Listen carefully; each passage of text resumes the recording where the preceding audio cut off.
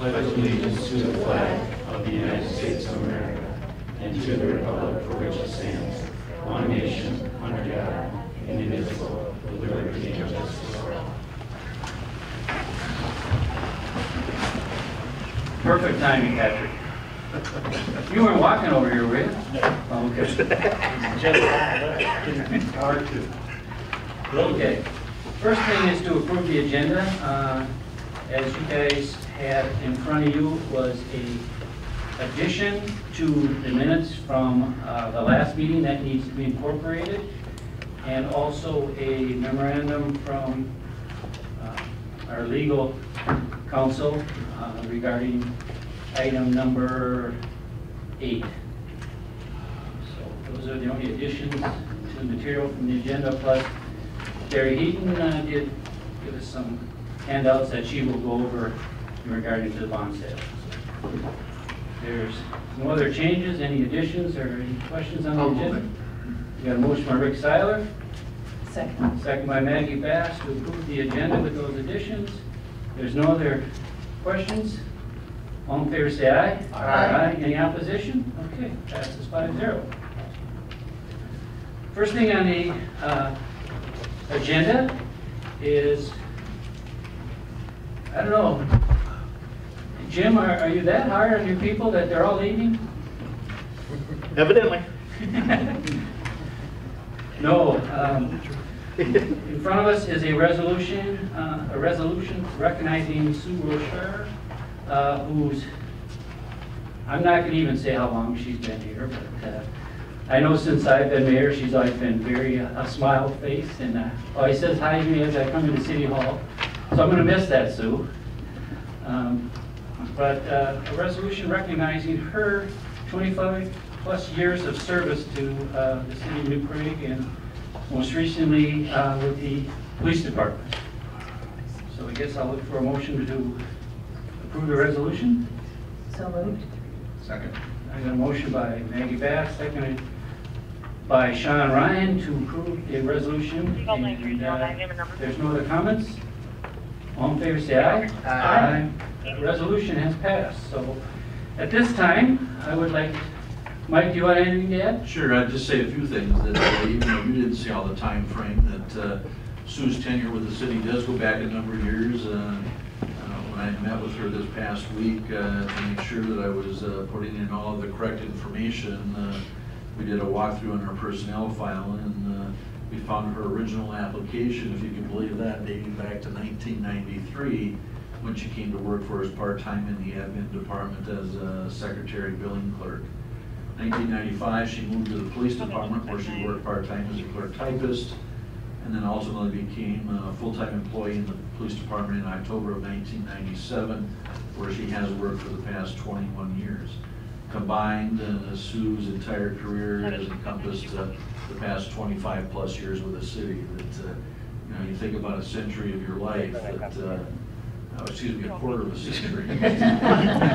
Sorry about that. It just seems like a long time. Maybe it felt like a century. Sorry about that.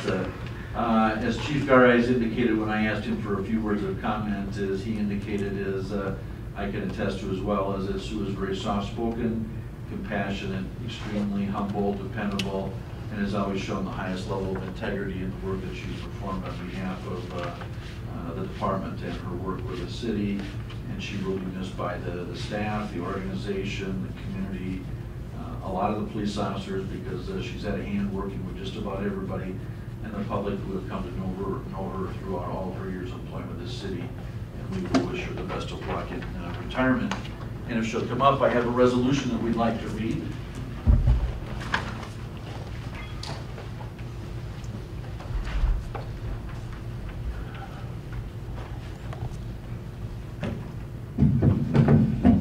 Susan, you have your speech ready?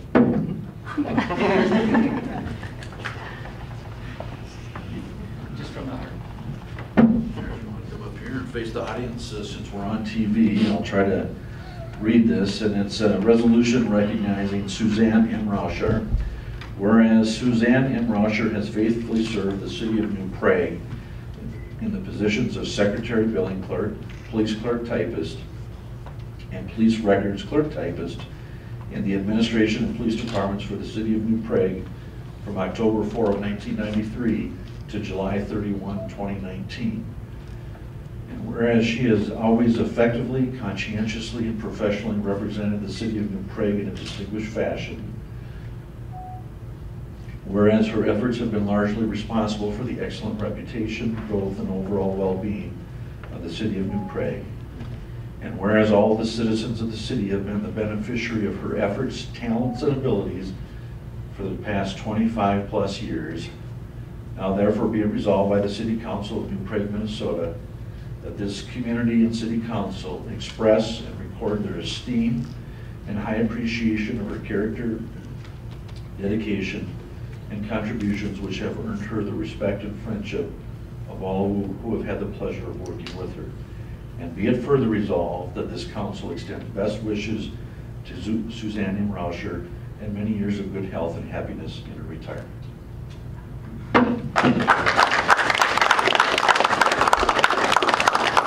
I'll let you introduce your family members. Okay, with me tonight is my husband, Fred, in the back row. Next to him is my grandson, Bryce, and my daughter, Julie. And then in the row ahead is, I'll start with my daughter, Amy, her son, Ben, daughter, Samantha, and her husband, Dustin. Okay, now, am I supposed to say something? Whatever you like, it's your show. Okay, well, this is amazing, and thank you so much. It means a lot to me. I know I'm going to cry, so I'm a very sensitive person, but I just want to say that I am so happy that I've had the opportunity to work for the city of New Prague and to work here at City Hall. It's been amazing meeting all the people. Everyone's been so wonderful, and I can't say enough how much fun it's been. I also want to say that I'm very proud to have worked for the New Prague Police Department. It's been an amazing experience. I've worked with some of the most wonderful officers, the chiefs. I've had 3 chiefs that I've worked with right now. He's been amazing, and I can't forget Judy. She's been the best co-worker anybody could ever have worked with. I feel so fortunate to have worked with her over all these years. And we've been together since the time I started, so it's been quite an experience, and she's always been there if I needed her. All I can say is I can't believe I'm at this point in my life, but I'm very happy and thankful that I got to this point, and I'm looking forward to my future. This is awful. I'm hoping to be able to spend more time with my wonderful husband and my family, and be able to do some of the things that I've been wanting and hoping to do for many years, and a lot of projects that have been put aside. But all in all, I want to say this has been the most wonderful experience I could have ever had.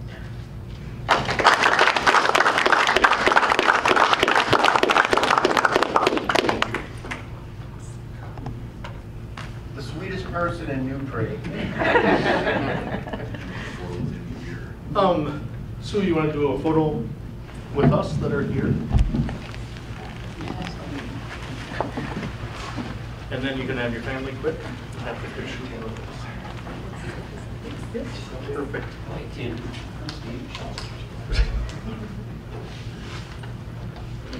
Do we go high? Get her closer. Zach, right between here. There you go.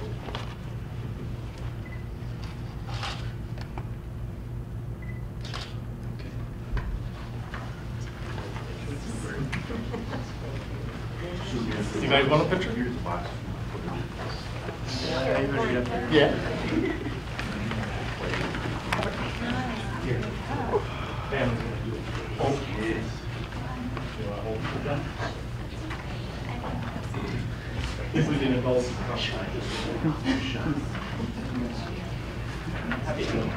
Somebody else have a What's that? Anybody want a camera?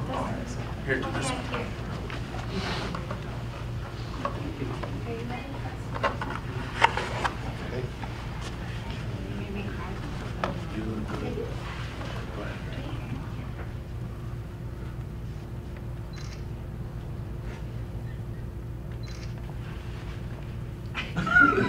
I got my fingers out of the way now.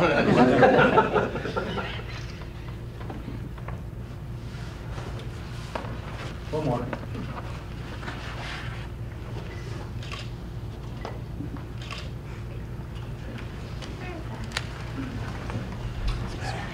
Hey, Sue.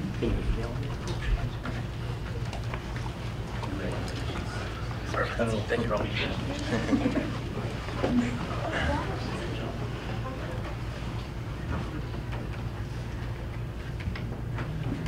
Yeah, don't forget your bracelet, Sue.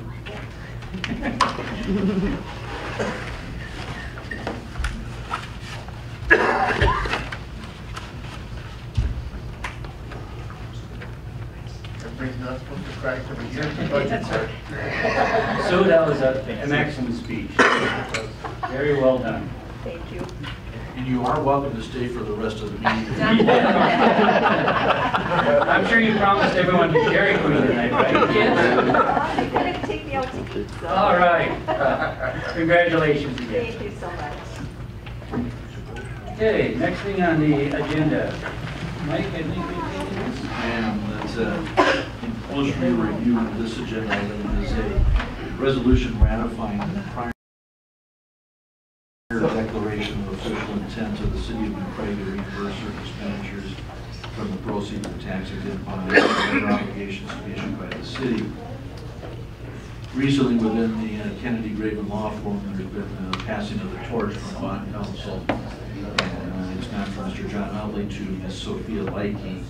And with the materials that we provided to Ms. Leike, although we met all the conditions and requirements for the bond issue, she just wanted to do a housekeeping final resolution ratifying the council's previous intent related to the purchase of the capital equipment that we have with the bond issue, as well as the public improvements. So there likely will be some small changes in language and different actions that we take going forward, just because it's the changing of the guard and new people have different ways that they like to do it. The important piece with bond counsel involved in the process is that if you take the action to approve the sale of bonds, is that bond counsel has to provide an opinion that says we have met all the conditions and that the bonds that are being sold are tax exempt. So we need to follow whatever requirements that bond counsel has to make sure we've met all the legal requirements. So it's effectively, in her words, kind of a housekeeping item. So it's nothing more than that for tonight. Okay. I'll move as presented. Anyone have any questions? If not, I guess a motion by Rick Seiler, and I'll second that. I'm going slower because Mike's taking the notes. So I have a motion and a second. If there's no other comments, all in favor say aye. Aye. Any opposition? Okay, passes 5-0. Next on the agenda is we have Terri Heuton from our financial advisors here to share us with some good news. Besides having her birthday today, happy birthday. Did that slip out? That slipped out. Thank you. How old are you? 39 again. Welcome. Thank you, Mr. Mayor, and appreciate the birthday greetings. And of course, this is where I want to be tonight on my birthday, bringing you birthday cheer and good rates. I was going to turn first to Mr. Johnson. Do you want to add anything at the front end of what I'm going to say? No, we've got a number of things in the packet. As you can see, we've broken it up as far as the S&P bond rating and the official statement that you should have received as part of these materials. Terry's got a copy of the results here this evening, and then the resolution awarding the sale you have with none of the blanks filled in because we just got the bids late morning this morning. There is one copy of the red line resolution that I have that I made available to the mayor. I've sent it out to everybody electronically, but basically if you were to bid to the low bidder, then we insert the numbers into the resolution. but we thought we'd save killing the tree and reprinting it, but you have it electronically. But we just take the results of the low bidder and insert all that language into the final resolution. So there's a copy there if somebody wants to take it. You're welcome to it as the red line copy, but I did go back and actually print out all of the final resolutions. And then I think the last piece that Terri had handed out that she's going to provide is a copy of the S&P rating methodology and assumptions that go into how they provide our rating. And so I'll let her cover pretty much all of those elements. Okay. Mr. Mayor, members of the City Council, I'll start with the news first, so that everybody's has the results first. And so it's the yellow sheet that I handed out earlier. So on behalf of the City of New Prague, bids were received at our offices this morning at 11:30. And they were for the $3,150,000 general obligation bonds. And these bonds were issued for various street and utility improvements, all an improvement project, and the acquisition of various capital equipment of the city. So there are two components, the street and the equipment portions. The list is a summary of the bids that we received, and we received 6 bids. And they represent, because of the syndicates, you'll see that under Robert Baird and Northland Securities, there's multiple underwriters listed. So we actually had the interest in the involvement of 31 financial institutions on this bid, or on this bidding on your bonds. The low bid came from Northland Securities, and they formed a syndicate with 2 others. And the interest rate, and again, these are bonds that go out to 2035, 15-year bonds, and the rate is 2.11%, which is phenomenal. About a month ago, we came here and projected a rate of 2.62, so it's about 0.5% less than our estimate a week ago, or a month ago. So I apologize that we were off by that much. On the other hand, congratulations on such low rates. On this issue alone, I mean, that issue, just a rough estimate, it's about $80,000 of savings because of that change in the interest rate. And the rates themselves, there must have been another bump down this week, so you picked the right week, and I can't take any of the credit. That was your staff that picked today to sell. But looking at from the day we set the sale to last week, the indexes had only dropped about 6 basis points. And I'll admit, we build in 15-20 basis points as a cushion, so we don't, so there's room for that.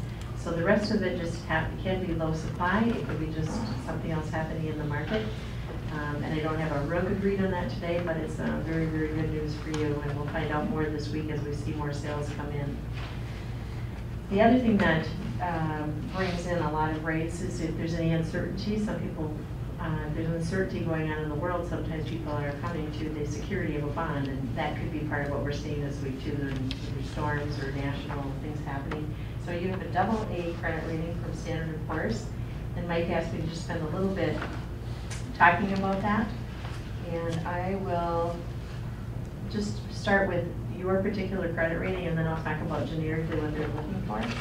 So we went through the credit rating process with Standard & Poor's. Patty Solheim and Mike Johnson and I were in the call. And sorry. And we went through all the information, the criteria. It's about an hour call. And they affirmed the city's AA rating, and they also upgraded your management assessment profile. So the Standard & Poor's is your bond rating. They also had this assessment, and they had you rated as a standard, average, and they moved you up to good in your management because of the practice that you have. And you're looking at your adoption of your investment management policies. You develop a budget that looks at 3 years of history, quarterly, and actual budgets to the city council, and a number of other items that they list in the credit rating report. And the fact that you have strong reserves and you maintain that policy. So that was good news. So it's an upgrade of sorts. And then some of the comments that they made is that you have a strong economy. In particular, they talk about the fact that your market value grew by 5.8% over the past year. And the weighted average unemployment of the county return is about 3.2%, which is also low. So strong economy, strong management with good financial policies and practices, and that's one that definitely siding with the city councils, city management, finance, all of you that are heading in that, that's kudos. Adequate budgetary performance. There was a slight operating deficit, and that had to do with financing, deciding that rather than bonding, you would use some of the reserves that you had, and you have more than enough reserves. You have reserves over and above your minimum policy requirement, that you decided to fund it rather than issue debt, some of the pool improvements. So there was a slight drop. They talk about your strong budgetary flexibility, and that you've got strong liquidity.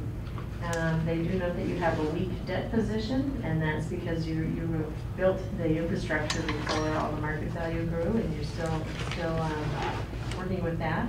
And what they did say about your very weak debt, we talked about the fact that you have plans to stabilize it, but a lot of that has to do with the wastewater treatment plant that went in and was issued through the PFA, and that's just a matter of having that amount be paid off over time. And they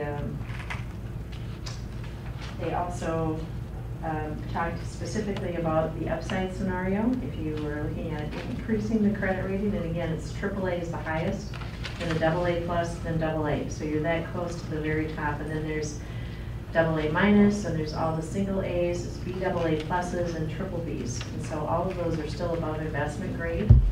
And so you're at the very top of the group anyway, but what would cause the rating to go up?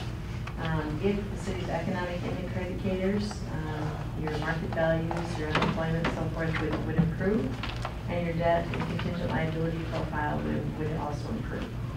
And the downside is going to be always the opposite of that, which is a weakening of your budgetary performance, leading to worsening of the budgetary flexibility and lower rating would be possible. So that's what they talk about. So to me, this is a very positive report. And in Minnesota, as I always see in these reports, because of the fact that the taxes do not come in until June, a lot of communities have to have a high reserve level of cash to carry them through June. And then and in Minnesota, we have the ability to issue debt and maintain streets, whereas in some places they have to do a referendum. And so as a result, we have better streets, better roads, but folks are allowed to bond. And so we do see that debt levels are higher sometimes in Minnesota, and so is the cash that you can offset it with. So it's very, very normal to see that. And then the book that I gave you, I promise not to go through, before I get to that too, there is an official statement that is all part of this. And just to note that the city has this on file. This is the marketing document, and it talks about all the categories. It talks about your market value, the amount of debt that you have outstanding. It talks about what's going on with your major businesses, who are your major taxpayers, and who are all of you are listed in there as city officials who make the decisions for the city. We talk about your budget to actual, and insert your financial statements in the back. So this is a marketing document that all of your investors see, and it's on hand. And then the last document that I promised not to go through in detail, but I wanted to touch on and mostly be available for questions if you have them, is this is the actual detail of how the formula that they use when they come up with a credit rating. And so it spells it out. And I would refer you to page 5. And it just gives you the pieces that they consider when they're looking at your credit rating. There's the institutional framework. That's really a lot about the state of Minnesota and how easy it is or isn't to issue debt and your ability to get cash. Your economy makes up 30%, and the management of the city is 20%. So just that alone is 60% of your score on the left-hand side. And then they look at your financial measures. We talked about your liquidity, your budgetary performance, and your budgetary flexibility. Those are 10 each. And then your debt and contingent liability is also 10%. So to keep that in mind when you're reading through your own credit report, this is how it's weighted. So much of it is your economy when you're looking at your score. And then I would go back, they talk about on page 19. Aren't you glad I skipped a lot of pages in that? I promise this will be quick. They talk about the management score and what that is. So you can go up to a strong. On the right-hand side is what they actually give you for a score, the characteristics. And there's a numbers. So ignore the left-hand side. Strong is the very highest that you can get. And you just came in at good, which is the second highest, and you were at standard, the third highest. And so that's how you moved up. The left has to do with how they plug it into their computer system. So their score of good is actually strong when they plug it in. And so within here, they talk about some paragraphs that they talk about how they actually score it. And a lot of it has to do with, do you have your policies in place? And do you adhere to them? Do you monitor and manage, not just within staff, but is it coming to the city council, your investment reports, your financial statements, and then your performance? Are you eating into the general fund, or are you maintaining these funds and moving and growing the city? So a lot of that are the management, and that means you score very strong. Well, you now are strong on the left-hand side and good on the right. And then the last thing I'll touch on is the debt scores. They look at not only, this is on page 29, and this is, if you want to read through it, if you're ever curious, it's provided as information, and this is really, they do follow this fairly, they actually have a scoring system, 1 to 5, on about 10 different categories, and I have that app that I use too to score you, and then they do some subjective things on the side, but they're also looking at, this is actually a table on the top of page 29, and they look at where you fall, and on the left-hand side there's a grid of what is your total debt service as a percentage of your total government fund expenditures. So what portion of your total budget is going to pay debt service versus operations? So that's the measure on the left-hand side. And then on the top they're looking at all of your net direct debt. How many times does that exceed the revenues? And so they have different categories, and it scores 1, 2, 3, 4, 5. You can see with the 1 is the best score, 5 is the worst score.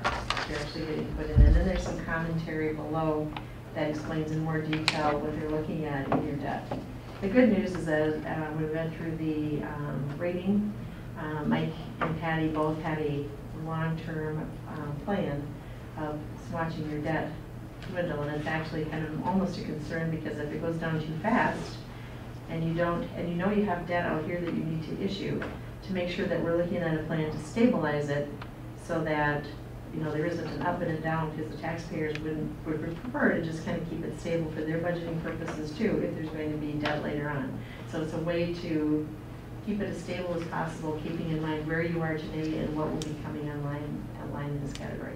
And also looking at not only debt, but looking at what you spend on the capital or debt pieces, which are the equipment, buildings, debt, and how does that compare to the operations, and also keeping those in balance so that your ongoing operations are in one category and your capital and debt is in another. So just looking at all of that. So it's not simple, it's complicated, but your staff has spent a lot of time having conversations about that and trying to keep the city stable. So all that to say, you got a great report. Sorry, I probably spent a little bit more time on that. But we do actually, and when it comes to budgeting, if there are discussions that you're having where you want to keep the credit rating that you have in mind and what things you should think about, I think the biggest thing that I see is, looking 5 years out. And if they're talking about for your operating fund, they want you to look at multiple years and then try to make sure that if you send down your reserves, that you're doing so, we could look towards the long term and how that'll affect. And that's probably the main thing, and besides the ongoing watch that's going, looking at slowly watching the debt decline. So those are 2 things that will serve you well. Okay. Thank you. Thank you very much for the good news. Thank you, and thank Mike, that strong in management. And Patty, let's thank Patty. Any questions for Terri? Yes, if next year can we get 1 piece of paper? Yeah, I apologize. I made up for the tree that Mike saved. Sorry about that. Okay. If there's no comments or questions for Terri, I guess we need to pass the resolution accepting the bids, accepting the bid. So moved. You got a motion by Rick Seiler. Guess I'll second it. There's no other comments? All in favor say aye. Aye. Any opposition? Okay, passes. Is that all you need, Mike, just the resolution to pass the bid?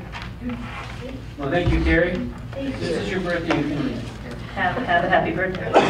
Thank you. It's my pleasure to be here tonight. I always love bringing good news. Thank you. Yes. Congratulations. Congratulations. Thank you. Okay, next. A newbie is, oh, man. New kid on the block. Yeah, haven't seen him so long. I had to reintroduce myself. In front of you, got quotes for the trail seal coating. This year, we do it every year. Different sections of town is done every year as far as the trails go for seal coating. We use a product called Replay, which is a soy-based product.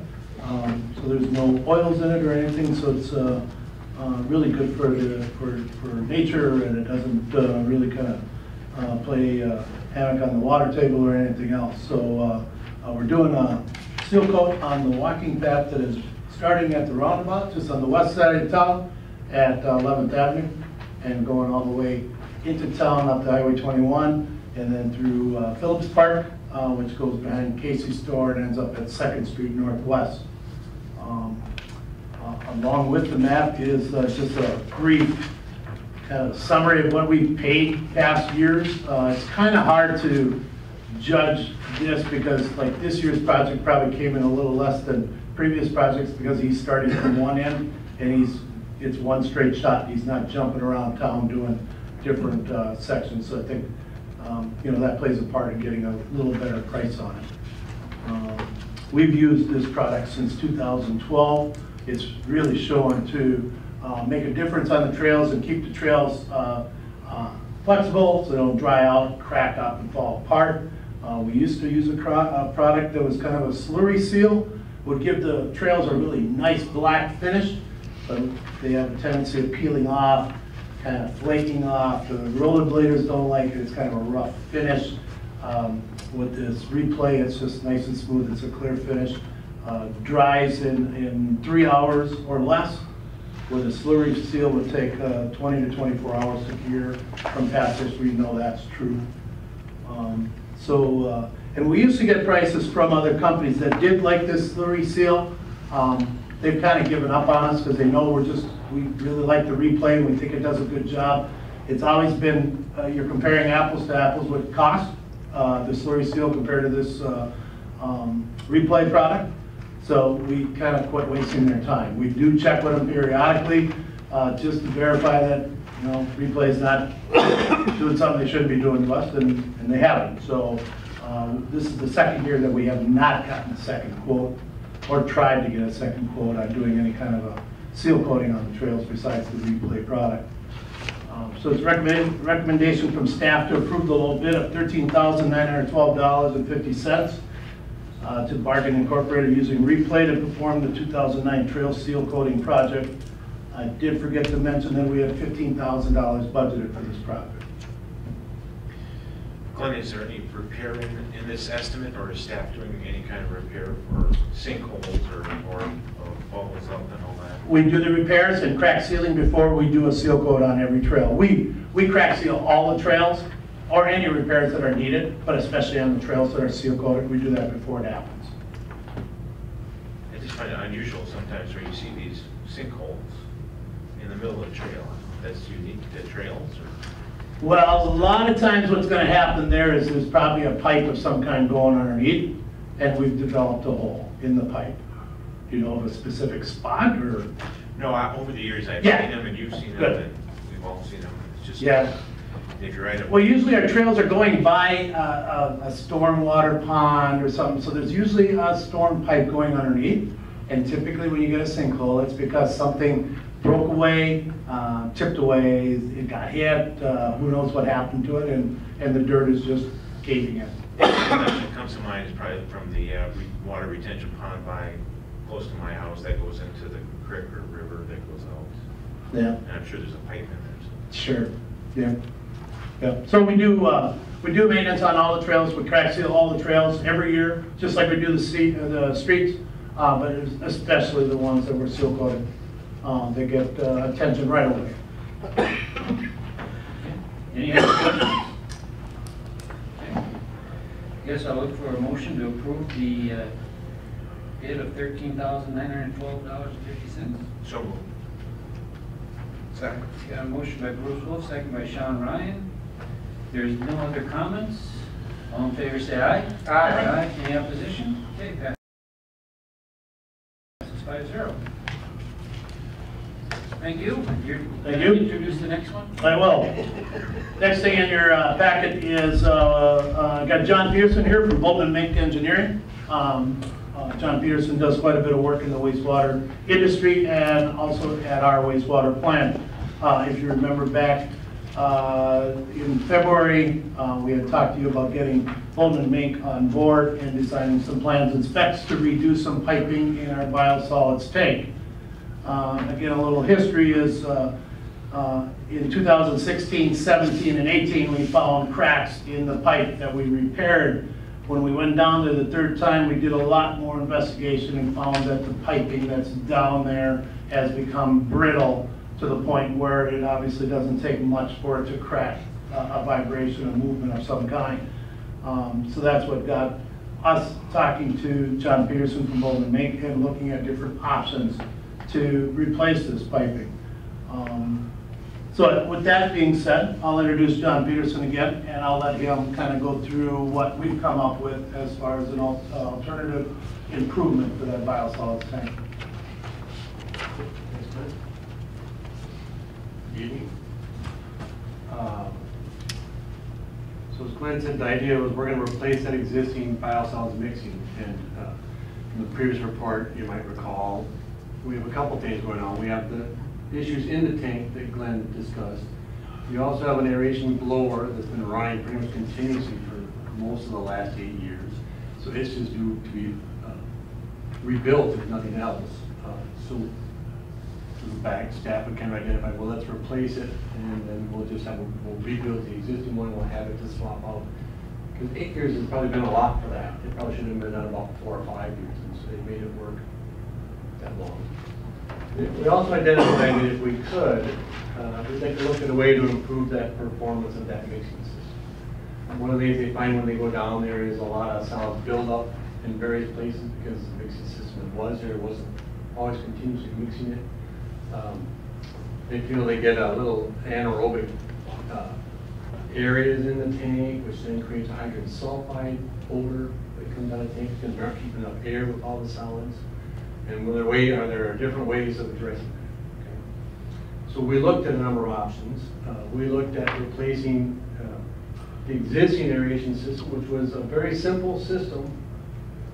Pipe run throughout the tank with holes drilled in it to let the air pop out. Okay? We looked at refusing that with a diffuser type system, which would have improved the actual dispersion of the oxygen into the water. Okay? So you would have actually inserted a diffuser on top of the pipes and run them through. Probably would not have done a lot for mixing, to be honest, but would have increased the air exchange within the water. We looked at replacing that aeration system, what we call a low pressure bubble type system. That's one I found.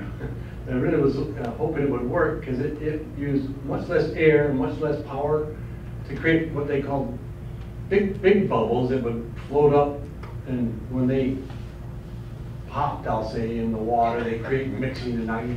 I know it's hard. It's the thing you look at and you think, is that such a shitty situation? Yeah. Unfortunately, it wants to go into a tank that's routinely full of like maybe 16, 17 feet of water because that creates a pressure on the oxygen that makes it diffuse better. And because this is a tank that we raise and lower quite a bit, which is one of the challenges in keeping it running smoothly. But that's the whole point of this tank, is to raise and lower as we feed the presses, so we're not running the press continuously. We only run it when we need it to empty the tank. So that system we figured out wasn't going to work for everyone. That also would have created an issue with the diffuser type system, because again, it wants 16 feet of water on it, and when the water level is down to 4 or 5 feet, your oxygen transfer kind of disappears. We then looked at replacing the system with what we call a jet mixing system, and that is the system that we are proposing to install. It's a system that uses both aeration, air blown in, with a mixing with pumps that are creating a jet mixing through the tank, and it uses both to create both a mixing and an aeration in the tank. So we think that it'll improve that aeration, which should reduce your potential odor buildup. It should improve the mixing, which ultimately will improve the dryer operation, because with that solid being not evenly dispersed through the tank, when you feed it into the press and then the dryer, it varies, and so then staff have to vary how they're pressing and feeding to the dryer, and it just creates a lot more attention that needs to be given to it. John, I got it. Yes, go right ahead. Anytime. Your company designed this facility, right? We did. And now all of a sudden we're coming out with all these problems, and there's no guarantee or some type of warranty that, and now we're on the hook for $710,000, not including the $365 for the changing out of the filters and everything else. I mean, this thing's costing us hundreds of thousands of dollars every year, and it's 6 years old. And some of those go back when I was only 3 years old, and that was your company that produced that. We've never got an A rating from the state, which it was supposed to be built and get an A rating for the state so we could sell the solids, which we can't do or can't seem to get. And now you're coming through saying, well, all these problems, that was your design, your company's design. I don't know why our taxpayers are getting stuck with this bill. Sure. It doesn't seem like just normal wear and tear. And so I'm a little confused. There is no warranty on it, and should we just become used to getting these type of bills every couple of years? Not even that. I mean, that's just one problem. That's a sophisticated system. But yeah, those are some tough questions. Sure. Is there any warranty stuff? Is there anything that, how are we going to be sure that this isn't going to last 4 or 5 years and then start to continually break down? Okay, so if I can address some of this, right? The system we installed, right, was a pretty minimal system. I'll admit that. We've done that other places. In some places, it works well enough. Okay, it depends on the biosolids you're creating. They all have some ponding up and building up of biosolids with that system. We've had other clients decide to go in and address that with a different mixing system. So this is an upgrade, it's true, from what we spent before. We didn't spend anywhere near this kind of money with that initial system. Okay. So we kind of got what we paid for with that, but it produced an adequate. It creates an operational problem for staff, and they're looking to offset some of their operational time with improving the mixing system. And that's something we can't always predict until you run it with the biosolids you have. We couldn't run it on your system because it was a brand new plant. Right. So it's true. Out of this, you could scale this back and replace the blower and just stick a grid back in. You wouldn't improve the operation. It would be what it was. Okay. Yeah. It wouldn't involve this kind of dollars, that's true. Okay. And when you go back, and I want to address this, so we talked about, I think, the membrane, you must replace membranes. That's an ongoing maintenance cost that we identified up front was going to happen. Okay. With those membranes, that happens. There will be maintenance on the facility as you go along. I will say this is a more robust system than what we initially put in terms of what's in the tank. It's got a few more moving parts, so you'll have a couple pumps to maintain. The piping is a more robust piping, but we are spending more for it also. So we are making a different investment now than we initially made. Okay, so you think we're going to be safe for the foreseeable future? Is there any type of warranty that you're going to give us on this new equipment that you see? Well, in terms of it not falling apart, our standard with our contractors is a 2-year warranty. Okay. I mean, in terms of falling apart, that's about as good as, well, we could ask for more, but we'll pay for that. And we could ask and see what that value is for you. I have had other pumps they supply for 5 years, and you pay a little more for the warranty then, of course. The pumps in this case will be the part that will be the most likely to have a wear problem. Okay. Well, My point is, I just want to make sure the engineering's right, so we don't, every year after year, we keep getting $700,000 bills, you know? Agree, yes. I mean, I'm panicking now, just wondering what is it gonna be next year, you know? But, Well, if you go back to the previous expense that you identified, those cartridges, those were planned at about a 7-year replacement, so that was not an unknown factor. That has been included in the capital replacement plan, and yes, it seems like a big piece. They lasted 7 years, and we're hoping to get at least 7 or more years from the work Glenn is doing with the guys since we replaced those things. So when you take a look at this and you go back, you have to remember that this is a $30 million facility. You know, so the improvements and the repairs and the things that we have to deal with are not going to be a nickel or 10 cents on that level, that they are of a higher magnitude. And like you said, is that we generally are able to get a 2-year on parts of warranty and those kind of things. But beyond that, with the type of environment that this equipment operates in, it's a condition that comes into play, and that with what we're looking at here at this time is essentially a modification or change of the original system that was in there. That plant became operational in 2010 to 2019, so we're at about 9 years on the plant under the system. I don't want to belabor the point, but I have the same sense of frustration, not understanding. When you say it's a brand new plant, that doesn't seem like a rationale for it. As an engineer's design of operation, that's not normally an excuse that you would accept from any issue. No, and I don't mean it as an excuse. What I mean is, it means when we couldn't, if we had a question on this in how it would operate, we might have been able to go grab some solids, some biosolids from the facility we had and pilot them somehow. Couldn't do that here because we built it all from scratch. But there were no other plants similar to this in the United States or anywhere else? Or? Everyone runs a little different, sure. to be honest. So we have a similar facility over in Le Sueur, okay? But they've got a dairy waste that comes in, and it makes it a very fine pebble when they get done drying it. And you wish you had a little more fine. You got these long noodles that we can't break if we don't get it processed all right.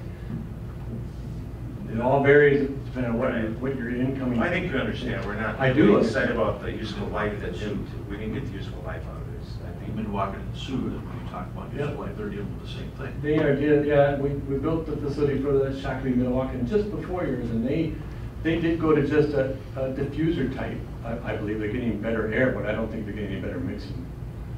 Their advantage is they're a smaller facility by quite a bit, so their tank is smaller, so it might just work. so. There's a customization to everybody's use in this? Yes, there's not a standardization yet in this kind of a product? No, not particularly. There's only 4 plants, Bruce, in Minnesota that are of this magnitude: St. Peter, Midwalking and Sioux, Northfield, and Prague. It's the same procedure, but there's only 4 plants that do it the same way? That are using the biological aerated filters. Okay. And we probably have half of them in the country. And that's all Scheduled 80 PVC, and we're changing over to fiberglass with stainless steel. We are. It has a higher, we believe there was some temperature buildup with the blower, and when we were running at the lower solids levels, that was transferring to the PVC. So we're going to a stainless steel and fiberglass to try to address that longevity issue. Okay. so what is your best guess estimate on stainless and fiberglass? Well, I would expect 20 plus years out of those two. Well, that doesn't have in writing. Unless we do something dumb to it, you know, somebody runs on it with a hammer or something. Well, I think we understand the materials and how the useful life of it. I'm more concerned about, did the engineer do the proper calculations to say that the operation is going to run efficiently and effectively? We understand what stainless steel, the life of that is, that type of material. And the operations part of it can change pretty much monthly. It just kind of depends on what kind of material is coming into the wastewater plant. If you get new industry, it's going to change things. It really doesn't, air temperature changes it. So it kind of is always an ongoing learning process. Not so much that it's, you don't know how to handle it, it's just you can't predict, well, in September I got to do it this way. it just doesn't, unfortunately, don't work that way. It'd be great if it did, but it doesn't. I think this is all good information, so we understand why we're at where we're at. Thank you. Well, and I'll finish with this. Yeah, I know we spent 30 million on the original plan, but we were conscious of not spending money just everywhere. And so there were places that maybe we made some, we've used the system we did put in other places and it's worked adequately, okay? We didn't see a point to adding more money to our already big budget at the time, okay? In hindsight, I can say maybe I wish I had, but then we'd be at 31 million. So we were conscious as we went through and did value engineering, reduced costs if we could at the time. You have to make a value judgment on things. And now staff in this operation thinks they can see a value to adding this to the process.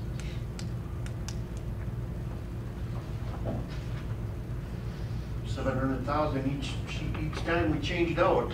And that was 8 years ago you put that in? That's 2010. Yeah. 2010. 9 years. Is a question more for Mike, is this going to be cost shared with Sear Lake Woodbury wastewater treatment? Well, I would venture, having done rate analysis, through your rate structure, yes. You're going to recover it through rates, and their share will cover their share. This is an improvement, isn't it?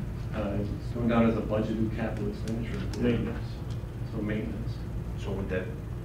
Yeah, it gets factored in as we take a look at it. We haven't adjusted the rates anytime soon, but now that we have our 2018 audit done, as we go back with John and we'll do the calculation and see whether there needs to be a rate change, but we look at that from a historical perspective. Yeah, I thought capital improvements might have to be paid in a different manner than just a rate adjustment, but I'm not remembering all the details of that agreement, but just to make sure we don't, that we communicate in a timely manner with. It's not a capital improvement you're making to increase capacity. You're simply doing a maintenance operation. Okay. I see where you're coming from now. Okay. Yeah, it's not you're not increasing capacity, doing anything else. You're just simply doing the maintenance you need. And in this case, we're going to add some improvement. I thought you said we're getting a step up, a better. Well, you're getting an improvement in terms of operation, but not in terms of capacity. Okay. Right, which would be something that would trigger a discussion. So the residents of New Prague are the ones that are gonna pay this? Well, Not Sear Lake. we will pass through the rate structure. They will pay their share of maintenance, which they're doing. Is that right, Mike? I'm sorry? Is that right? Is Cedar Lake gonna be part of this, and through, whether it's through a rate structure increase or whatever, are they gonna be paying their fair share? Yes. Okay, so I wanted to know, thank you. You had already addressed that earlier, by saying if it was a rate change that it. I just want to make sure it wasn't just falling on the backs of the New Prague residents, and I got that mixed up, so. Okay, I'll continue. Here. So we've got this. We're going to replace that system with the fiberglass and the stainless steel mixing header. We're going to replace the blower. We'll keep the old blower and rebuild it when we need it rebuilt. We're going to sell 2 30 horsepower jet mixing pumps in the tank. This is just an example. This is how that header looks inside the system. So the top smaller pipe is the air. It injects down into the lower pipe, which has got sludge in it being pumped around, so that gets mixed as it gets jetted through those nozzles into the tank. So just to give you an idea, there's the biosolids tank. Okay, in that back part, that's the area where we're going to restrict them to their operations within construction. In that tank, we'll cut a couple of holes here, drop those pumps in, and then the headers go in. You now have a PVC header that runs on each one of those column lines, basically. So those will come out, these will be replaced. The aeration blower is, well, actually it's going to floor out about here. So that the blower will just simply be replaced as is, pulled up, and a new one dropped in. Estimated bid cost, I included overhead and contingency to cover any odds and ends because it's an odd little project. I'll say the bid not big, not complicated, but takes the right contractor, so we've kind of covered with that. We'll look to advertise you in the next couple of weeks, be back at your meeting right after Labor Day to award it if it fits and it goes. Complete, I gave it until middle of January, mostly because I don't like ending things on December 31st. It just feels like we're never gonna get ready to work that last week. And then final completion is really extended just simply to give them time in case we gotta do some grass work that we can't get done in the middle of winter. So That's what I have. is this 610 budgeted? Yes, So we have that's- 710 total budgeted. So it's already budgeted into the numbers, which showed that we had no rate increase in High Street. Correct. Yep. You mentioned the construction. Do you expect not very many bidders? And if so, is the timeline you're suggesting the most favorable? for Well, I think bid? you'll get, you could get 3, 4, 5 bidders. It's not a big job. It would fit a schedule. Okay. We really are talking about trying to give them a couple windows to work so they can come do some outside work quick in the fall, and then, because some of the equipment might take a bit to deliver, but they could be working in that tank anytime, to be honest. I mean, The best time for the wastewater plant is for them to be there probably in October, November, in that era, just because of the lower flows. It's just easier to handle the flow. So what happens to the process during this construction? We'll be set up to haul liquid solids, and I think staff's arranged for it to go to Montgomery. Yep. Yes. And that's inside that budget that we've got set up. Some of that hauling will be coordinated and done in conjunction with the contractors. We're gonna have them do the final cleaning in the bottom just because of staff time. When they need to have that clean, we may not have the right people available to do it, so we're just gonna make them plan to do that last 6 inches or so that we can't really pump out. And whenever you have trouble at a wastewater plant, we've done it for the city of Northfield, we did it for Montgomery one time. You figure out what your costs are to process that product, and that's what you pay the cities. They did it, Northfield did it for us when we had the dryer fire. We did it for them because they had a problem with their biosolids tank. We did it for Montgomery some years ago. I don't remember what their problem was, but we took some of their biosolids. And again, you don't pay anything more than what it costs to process the product. So we're just recouping our money. We're not charging anybody to make a buck off of it. We're just recouping our money. So it's just it's a fair trade between communities that they do that for each other.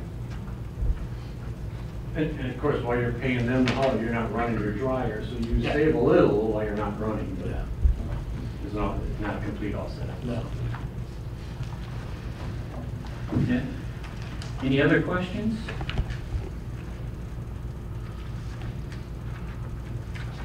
Okay, if not, I guess I'll make a motion to proceed with the bidding of the biosolids fixing improvements. Second. Got a second by Rick Seiler.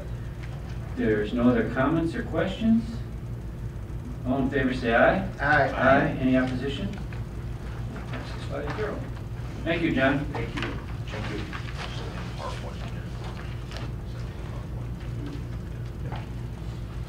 Next, Ken, are you going to take this one? Yep. Welcome, Scott. You kind of snuck in on this. Yeah.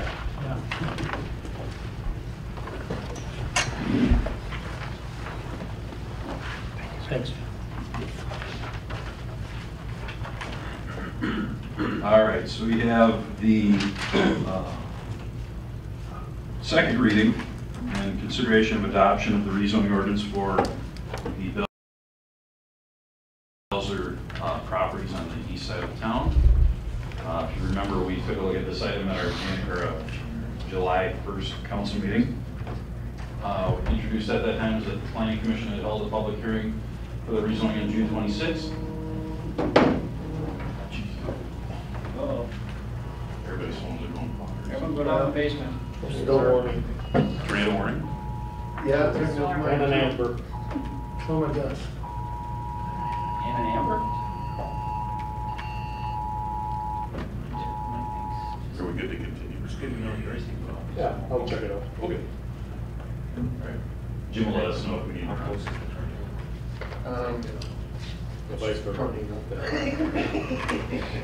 Let's move on. We're a great building. Anyway, we introduced this at the meeting on July 1st. To rezone the Belzer property from, it was brought in as residential for a zoning ordinance, and the zoning ordinance requires that we adopt a permanent zoning once the annexation is complete, and that is what this accomplishes, to get that to the B2 Community Commercial Zoning District per the comprehensive plan.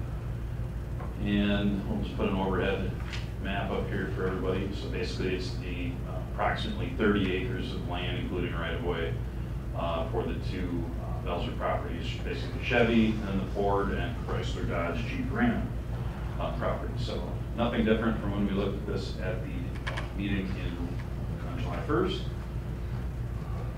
So again, if you would adopt the ordinance tonight, we do have to have this completed by ordinance, which is the second reading we would conduct here tonight. We would publish that in the paper on the 25th of July, should you act in the affirmative tonight.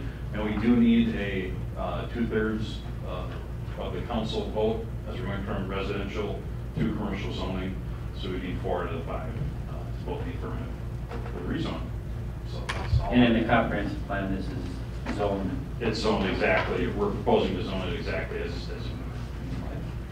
Anyone have any questions regarding this? Is this it for a Belzer, or is this it for them? as far as land use approvals, the next item will be the last item that we hopefully have to do for them. So, okay, I got a motion by Rick Tyler. Second by Maggie Bass. Do we need to do a roll call, Mike, or can we just do it normal? Normal, okay. If there's no other questions or comments, all in favor of approving the second reading of the ordinance, say aye. Aye. Aye. Any opposition? Okay, passes 5-0.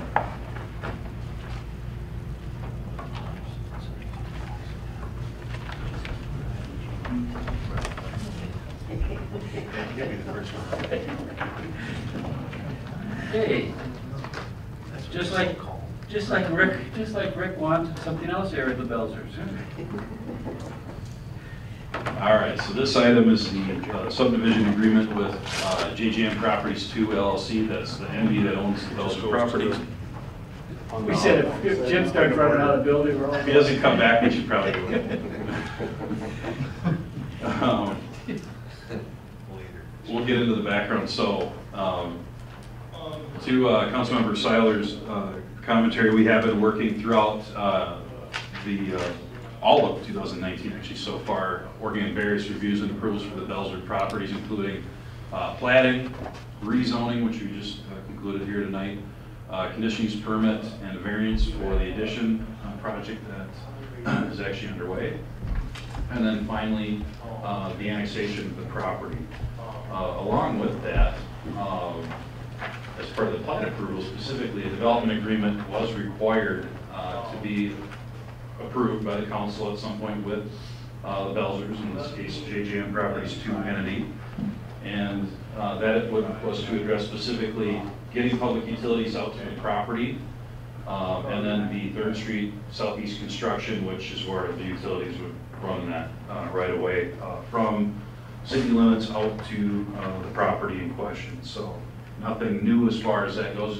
It's taken a while to get it developed to this point that we can go through it with you here at the council tonight. And it was agreed to, obviously, ahead of time by the Belzers, as you'll see on the signature page, that they and their attorney had agreed to the terms before we brought it to them. So the city attorney's office and JGM Properties 2, again, like I said, we've kind of had a number of back and forth conversations on this agreement. And the final format is in front of you here tonight, subject to a couple little tweaks that we have to actually make specific to exhibits in the agreement. One is that we need the cost estimate breakdown in Exhibit B.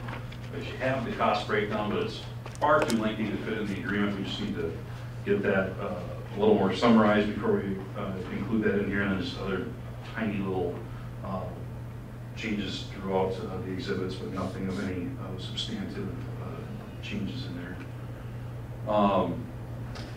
some things to point out here that we have not had in development agreements previously. This is kind of a new format. It used to be the first one of this format that we've had prior to that for about, should we probably? Last Jim. You just had something between here and Belle Plaine.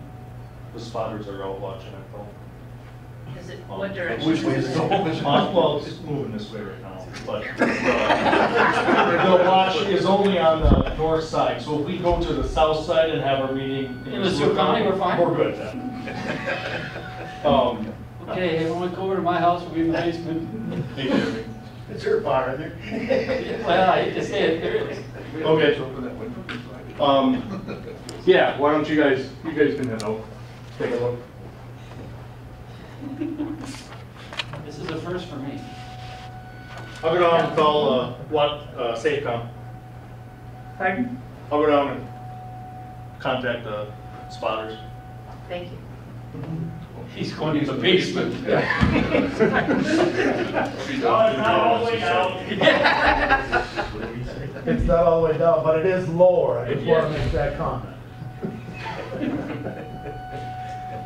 This building's breaking, nothing's gonna touch it. The roof can come off. Okay, go ahead. All right, well, as long as we're not in danger, we maybe we are, but we'll keep going.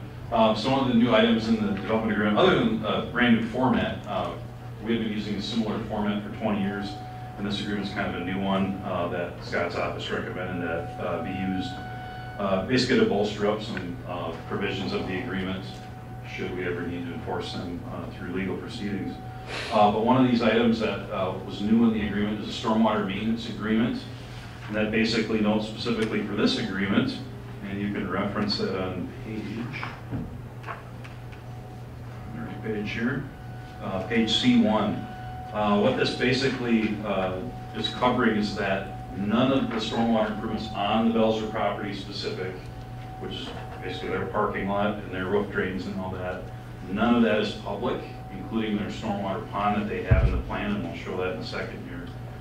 This agreement shows that they have to still maintain that. They have to basically provide documentation that they're keeping it up so that it's still providing the drainage on the site that it was intended to accommodate when designed. So that's kind of a new agreement that we have not had in our agreements previously. And how do they do that, or how do we monitor that? So basically, at any point, we can ask them for copies of their maintenance records for the stormwater facilities.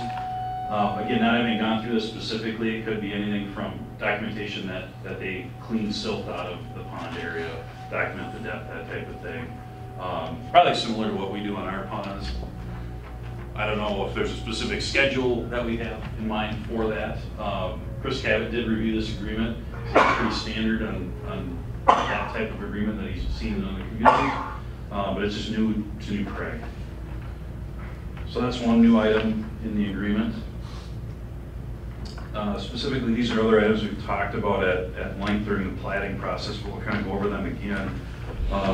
This kind of consolidates all the development fees into one agreement that will be paid prior to the city recording this development agreement and basically finishing up our review of that. But these fees include water area charge, $44,207, a whack and sack charge.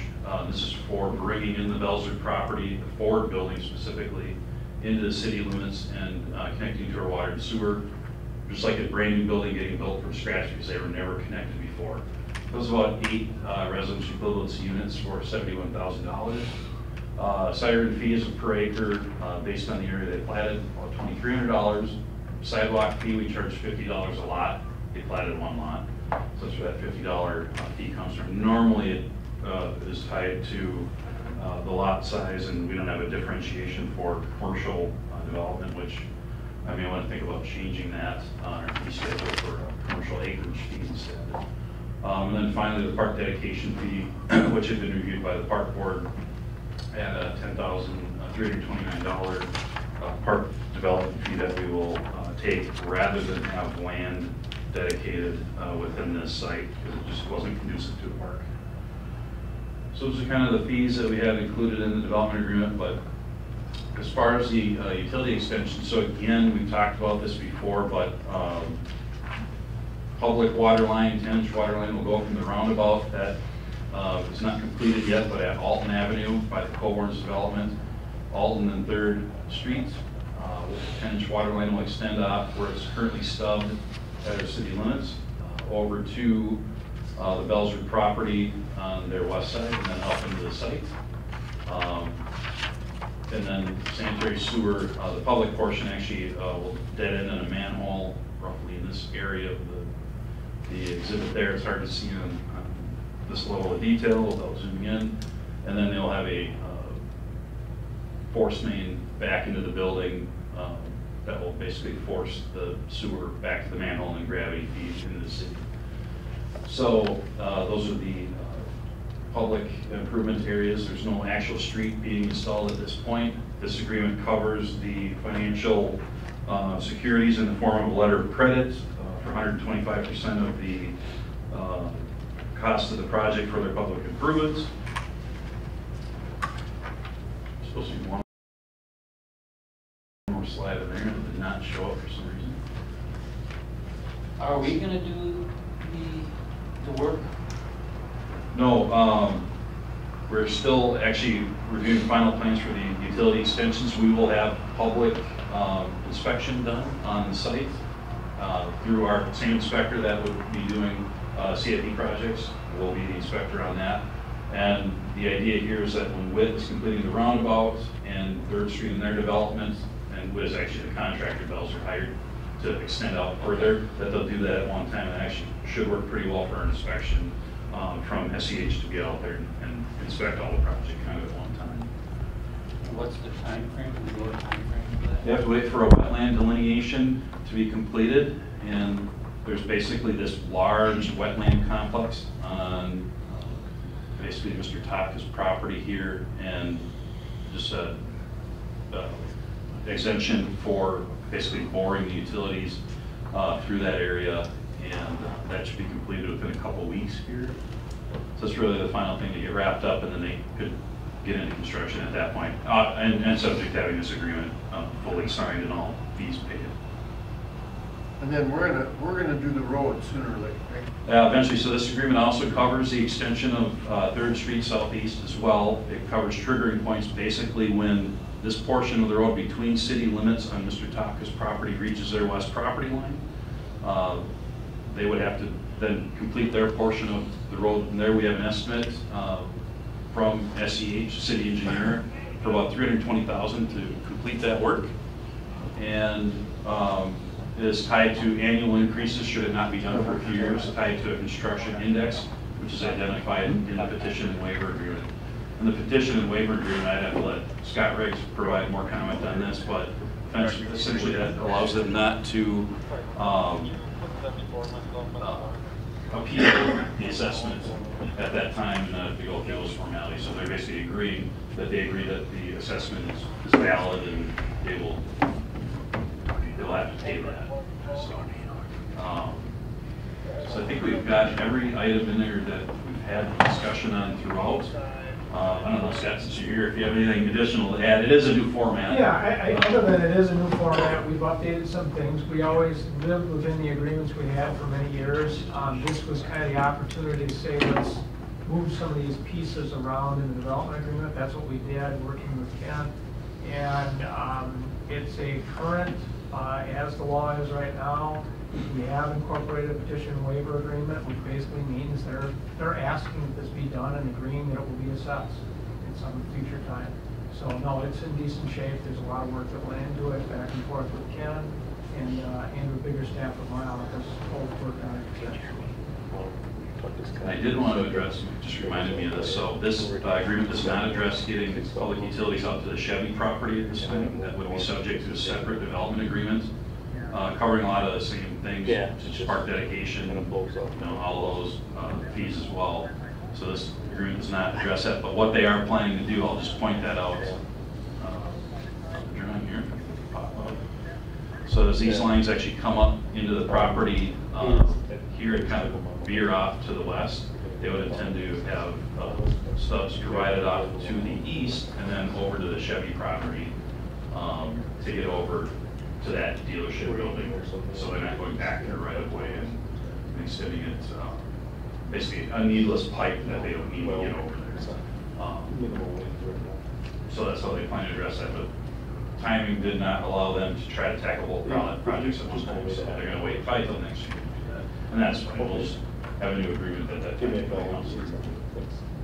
Okay. Any questions? So again, the full agreement is in your packet. The Belzers did sign that agreement, and subject to the minor tweaking, mainly on Exhibit D for that cost breakdown, where you just need to summarize it a little better. It is essentially in final form. Any questions? Comments? Okay, if not, I guess I'll make a motion to approve the subdivision agreement. Second. Second by Maggie Bass. There's no other comments? All in favor, say aye. Aye. Any opposition? Okay, passes 5-0. Jim, what's the update? He's on the phone.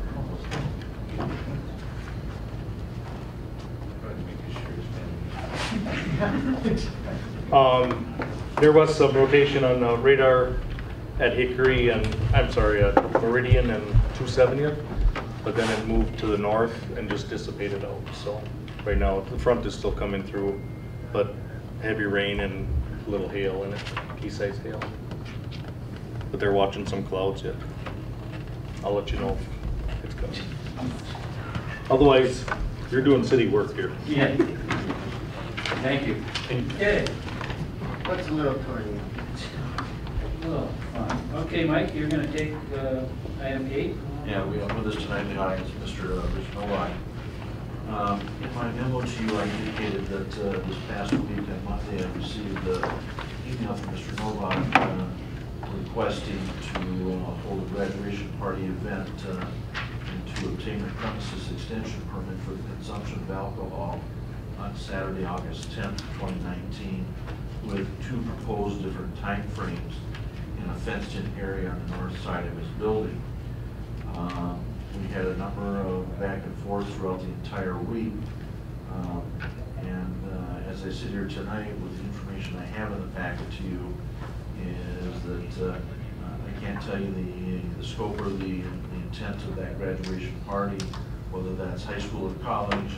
My conversations with Police Chief Garais, who was off for the week, is that if it was high school, that was a little bit concerning, but I don't have anything, didn't receive anything from Rich that clarified that.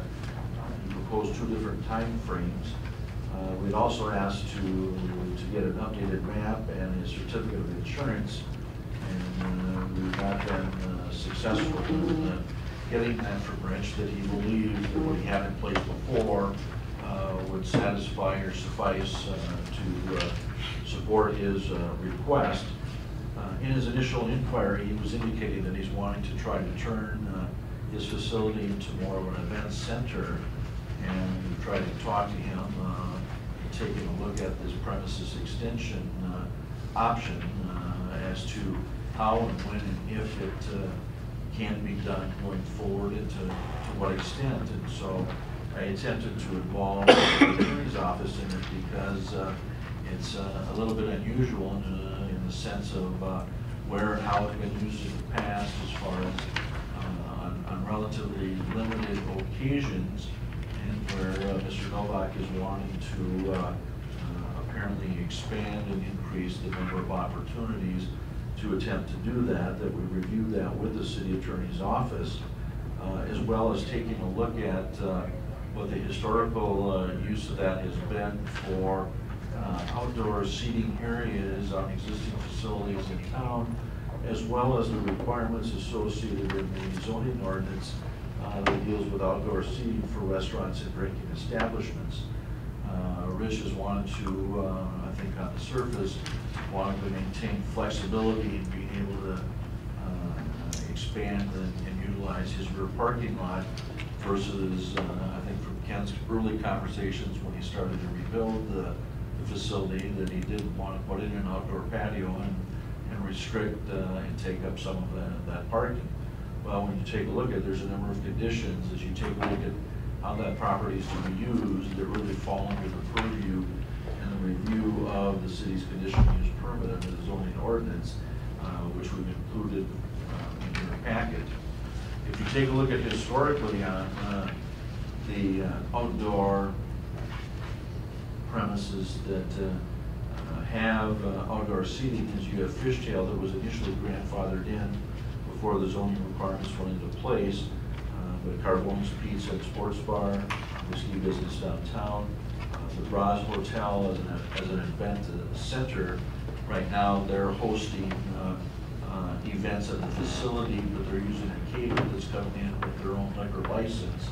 And so they don't have a liquor license per se.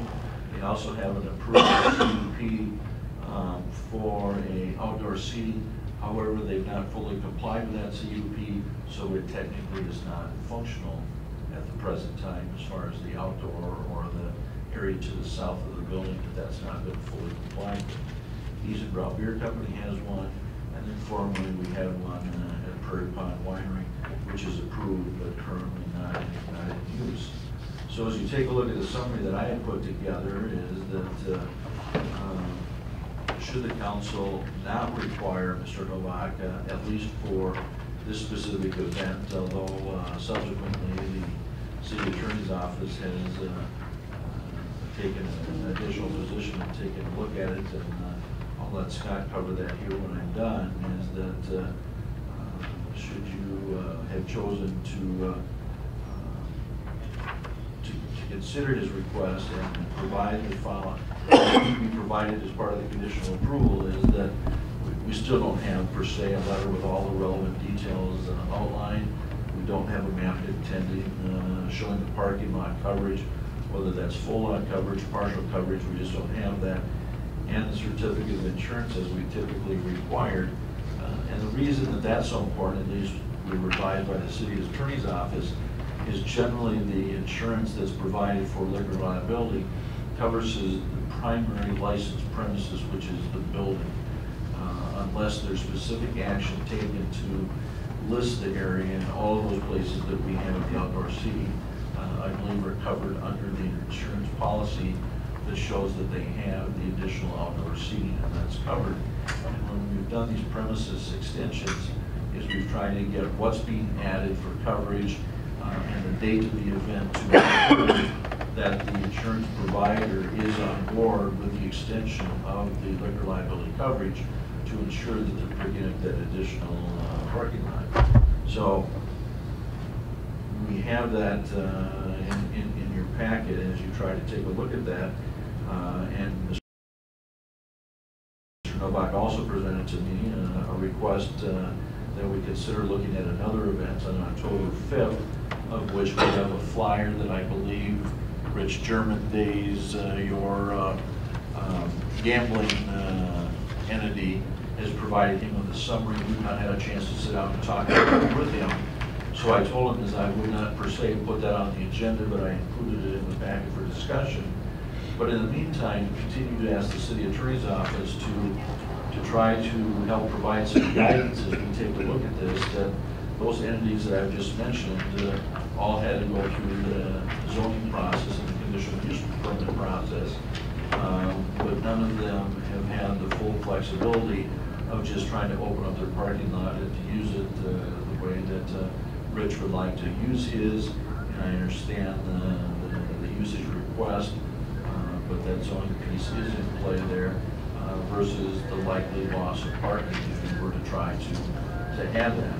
So this afternoon, I received from Scott's office a memo that you have in front of you, and basically I'll let Scott kind of recap that from his review and trying to take a look at this as to whether this request or others going forward, how do we really need to look at that? And so that's kind of the basis of what Scott's memo is, and I'll let him talk about it. I'll jump in. What you have before you, and basically it is what Mike just said. This is getting it more in the legalese and explaining what we kind of had before, what we have right now, or at least what I think, and what Mike thinks we have right now for a request. You have in the past approved these types of situations in some circumstances. They've been more of a community type event. They've been on an ad hoc basis, not on a regular basis. And we think that fits within the statute. We have some latitude to do that. But what we're looking at right now, you're talking about a private event, at least it appears to be private, but you're also talking about an expansion of the use of this actual license into something that really the license doesn't cover. It's not what that type of liquor license is for. And as Mike said, the event center brings in liquor caterers. In this case, you're doing the opposite. You're taking the actual licensee and trying to expand that area into a quasi-event center. That's not what that license does. It's very unique, very distinct. And we tried to analyze it and provide Mike, Ken, and Jim with kind of an outline of what we think and what we see is there. It doesn't mean that this parking lot area can't be somehow, if you five decide to do it, deem it like a patio or something along those lines and allow that extension of service out to it. But that is an actual extension of the license. It requires you go through the license process to make that extension valid. That gets sent into the state like every other license. And then in addition to that, you'd have to make sure it meets the CUP requirements that Mike was speaking about. Some of the other entities have done when they've done patios or outside service areas. I wouldn't say this is something that normally comes up. Usually it's a patio with a defined number of tables, chairs, number of diners that can be out there, fenced-in permanent area, that type of thing. I'm not sure that's really what we're talking about here because we don't have a true application before you, but it's almost like a temporary situation. Not done one of those before. You have not really done one of those before. Not for a long-term type process. It does not fit our code. It does not fit the state statutes. We're trying to point out how you maybe could do that if that's what you want us to look at and try to do. Now, getting to the idea of private versus public, it makes a lot more sense if this is a community type event. I think you've got some latitude there. If it's a business model situation, this is an ongoing type of activity this entity wants to do, we have to go through the process I've discussed in the memo. So it's a little more detailed and it does require much more information for staff to process. Okay. I guess, Rich, would you like to? Sure. Yeah. Explain? I got a couple questions. Yeah. Go through the process here and what's going on. All right, so initially, the conversation actually did start with knowing that just back on June 22nd, we did have a benefit fundraiser there, and we were granted a premises extension at that time. I did submit a drawing, a map of the back. I also did submit my insurance to them. My insurance 100% covers every inch of my property, my parking lot, my alley, and everything, and that has been submitted to the city already before. When I came here today and got the papers here saying that, that my liability insurance, liquor liability, didn't cover that on my property, I messaged my insurance agent while I was sitting here, and he responded back to me. He's like, 100% agree. He said, just like we did last time, he said your insurance covers every inch of your property, including your alley. So that has been submitted to the city. It wasn't here for the last event as well. I planned on doing that. I planned on submitting a map and doing everything like we did the last time. My initial conversation was, what is the likelihood that this would be approved or be disapproved is what I was getting at before I went through the hassle of getting another copy of a certificate of insurance and doing a map. I just wanted to see, is it something that would even be considered? Doing a graduation party there, again, is for the same family that I did the benefit for their daughter. They live in a townhome in New Prague. They don't have anything big enough to have. They want to throw her a party now because she's actually more coherent and kind of understands things that are going on. They approached me. This isn't an event where I'm going to make thousands of dollars off. It's a graduation party. You know, it's a simple graduation party, way less people than what we had for the benefit fundraiser. Nothing would be ran any different. At the time when we went through the first request, Jim had given me a list of things. He goes, well, we would grant this to you, but you need to do these certain steps. And I did each of the things that they requested of me, submitted everything, and it was approved at that point. I would plan on doing the same thing here.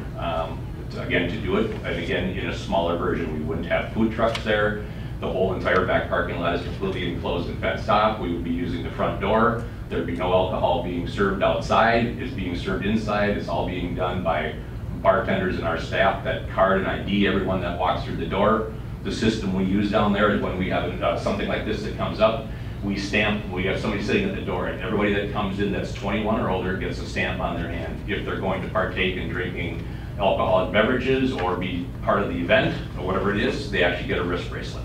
So we know, number one, that they're 21 or older, and number two, if they're at the wrist bracelet, then they're going to be part of consuming alcohol. And again, none of this is sold outside. It's all sold in the bar, behind the bar, from our bartenders. So this would be done the same way it was done the first time that we did it. There's really, I guess I didn't look at it as being anything different. I actually thought it was going to be a smaller scale request than what I requested the first time. So that's why I was more kind of questioning more that there was so much more homework to it this time around, and getting the city attorney involved and all these things, the steps that we had to go through, where it was going to be a smaller type of event than it was the first time around. And I guess, like I said again, I fully am aware that I need to do the map and do the letter and get the insurance. I have all that.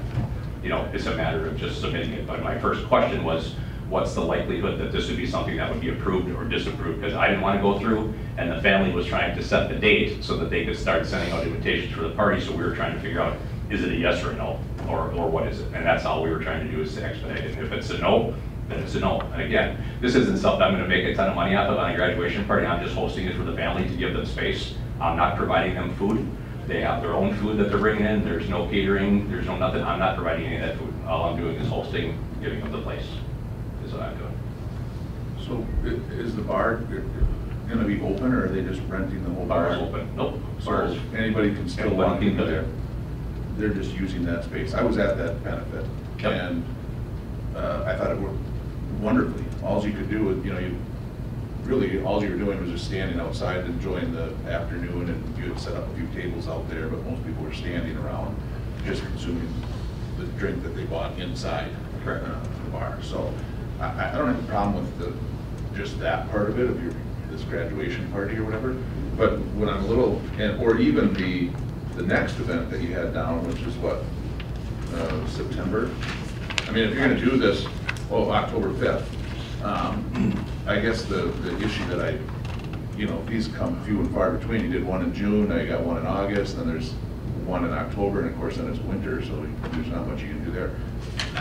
I'm not worried about that if we have all the things in place, the map and the fencing and everything else on that extension. But what I was concerned about is the way your email reads to them. It sounds like you want to do this on an ongoing basis, so that it isn't just going to be once or twice a year. It's going to be weekly or no, it wouldn't be weekly. There's just now, since we actually had the benefit back on June 22nd, I've had 4 people contact me since then asking me about the possibility of doing events and having things there. So I have not considered any of the other ones other than the graduation party that came up the week after the benefit. And then the German Days one the flyer that you see there, that is something actually that's driven towards the city businesses. I actually attended the German Days in Belle Plaine that they had here just, it's like 3 Fridays ago they did this. And the German Days is actually, that's how German Days in Belle Plaine got started, was through the German Days Incorporated, the Gambling Association. What they do in Belle Plaine is they invited, and it's open to all the businesses in Belle Plaine.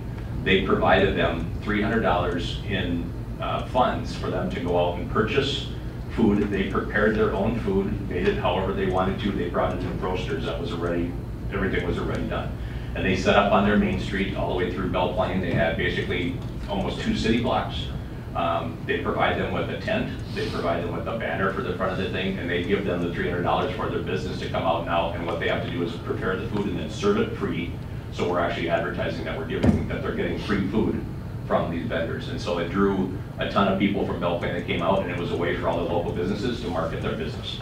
And that's what the German Days thing does. And so when they started doing, I took over my gambling association at the bar back in December. This was not anything that was on the radar until just when they had the German Days in Belle Plaine, and Teresa McDaniel, who's actually the gal who runs the association, she's like, well, what's something like that? Do you think something like that in Prague would be, a good hit? She said, that's something we should try over here. She said it's a great way to market with the businesses. I have, before I even mentioned it to anybody at the city or to Mike, I actually went down and had a talk with Brooke at the chamber office, and she told me that they would not be interested, because they basically partnered with the chamber office, and here, Brooke said they're not interested in partnering with it, but she said we would help you, we would support you, and we would advertise and market for you, but we wouldn't partner with you to make it any type of a chamber event. So that's where we were kind of left, okay, well, what direction do we go? And that's why we're at with that one as well. That one's a little ways out yet, but if we're going to do something like that at that scale, we need to start planning ahead of time. And again, we're in that same situation. We're just saying, what's the likelihood of something like this would ever even be able to come? Because if it doesn't, we're not going to waste our time trying to schedule a band and start to schedule all the things we need to do. You know, we'll just move on and not do it. Well, I would think that it's not going to be that difficult if you get all the appropriate, but you've got to have all your paperwork in line, and that's got to be submitted to the state, so that that's added into your licensing. Isn't that right? I mean, is that the process we're at? Is he needs to gather that information, collate everything, get it to you, and then, or to you, or does he submit it to the state himself, or what is it? This action is all here within the community and the jurisdiction of the council. So we don't have to send anything else into the state unless we took a look at the change in the licensed premises on what's approved under the liquor license. We had no issues with Rich from the very beginning of the opening. He's run a great facility. The June 22nd event was just fine. However, when we do each of these individual requests, is that there's information that we have to take a look at to put together a recommendation for the council. That all comes in ahead of time versus trying to stand here tonight and say we'll do it after the fact, after you take an action with that. And we try to review that with the city attorney because contrary to what Rich is indicating on the insurance, Scott would, taking a look at what we had for the June 22nd event, that works for that event, but for his licensed premise at any other times, there's no ability to utilize the remainder of the site for other liquor activities because that's not part of the compact and contiguous area of the licensed premises, which basically is the building footprint, unless there's additional language added under the additional component that we've got it in your packet on page 1B, that when you take a look at it, there is that the liquor liability coverage extends to includes the 65 foot by 84 foot adjacent parking lot for the event on June 22nd. That specifically goes out and reaches to ensure that that is a coverable item. It is not specifically per se a covered part of the liquor liability as you just described. At least in our review with the city attorney's office, that as you go outside of that building for any of those liquor activities, you need to make sure that that's covered on an event by event basis, unless the liquor license gets amended to include beyond just the confines of the licensed building per se. And we have that in most of the other ones that, let's use Carboni's as an example. On their liquor license, we have the added outdoor patio areas that are collected and are part of the licensed premises. And Rick, your question specifically, yes, it would eventually get submitted to the state if the license in the compact contiguous area was amended. That's what would happen. But yes, you control it, Mike's right. You decide whether you want to go that route or not. So, question after Rich, how many people are coming to this graduation? I mean, I had a daughter's graduation and we had it in the garage. I just don't know why you need to have the outdoor space. We don't necessarily have to, but because it is a graduation party and there was going to be basically the scale, her friends that are all going to be in the 17, 18-year-old range, the parking lot was an area where we wanted to set up and do beanbag games and have things for them to do outside and not be in the bar. That was a way for us to keep the minors outside of the bar. That's what we were planning to do. Well, if there's no liquor consumption that would go on outside of the building, you could do all of that and you don't need that liquor license premise extension if there's no liquor going outside. Yep, and I was aware of that. Okay. Yep. And I guess going back to the insurance certificate, so so what you're saying is each individual event we would need to provide a certificate for that specific date, correct? If you continue to do it the way this one was done, Yep. if the premises was extended to include that whole area, you would get a certificate that that would be part of the, and it would ensure everything within the license. Those areas, or this area you're talking about, is not within your license right now. So it would be covered by liquor liability. Right. So our liquor liability is part of that. And again, if I need to, however I need to, Doug Rurup is the guy's name from Edwards and Brandt Insurance of Des Moines, the real like casualty. Yep. And his last text to me was, he said, please connect me with whomever I need to. He said, I will show them the policy and I will go through it and show them that. And he said, and yes, we are fully aware that each individual event has to have a certificate of insurance with a specific date. We've done that for years, all of the years of construction. Every certain project that we did, we had a certificate of insurance for that specific project. So this isn't anything different. We planned on doing that, but again, this all just started with what's the likelihood of this getting approved, because I didn't want to put a lot of time into it. Mike would have said, there's no way we're going to do it.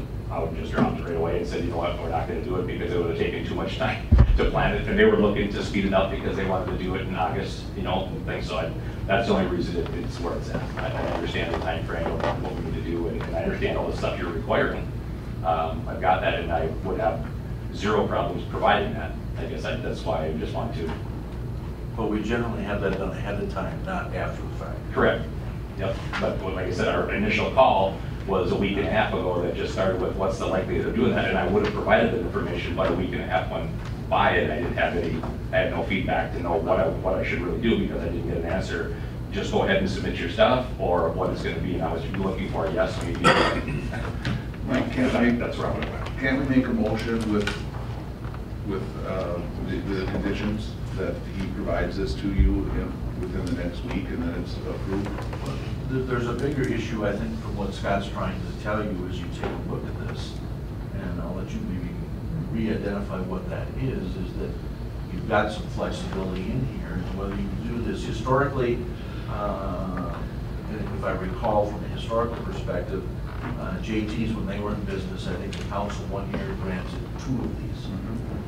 Beyond that, nobody else has had more than one. And in fact, other than City Club having one a number of years ago when they did a fundraiser for fireworks, where they did the patio or the grass area out there, that was done there. JT's, and then Isenbrow last year was added to do their Oktoberfest. Those are the only types of uses that have been granted under this.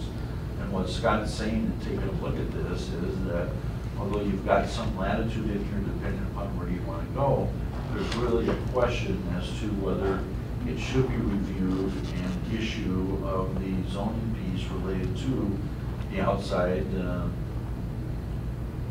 seating, whether you consider whether he needs to comply with those requirements or not, or how often you're going to continue to allow these individual premises extensions.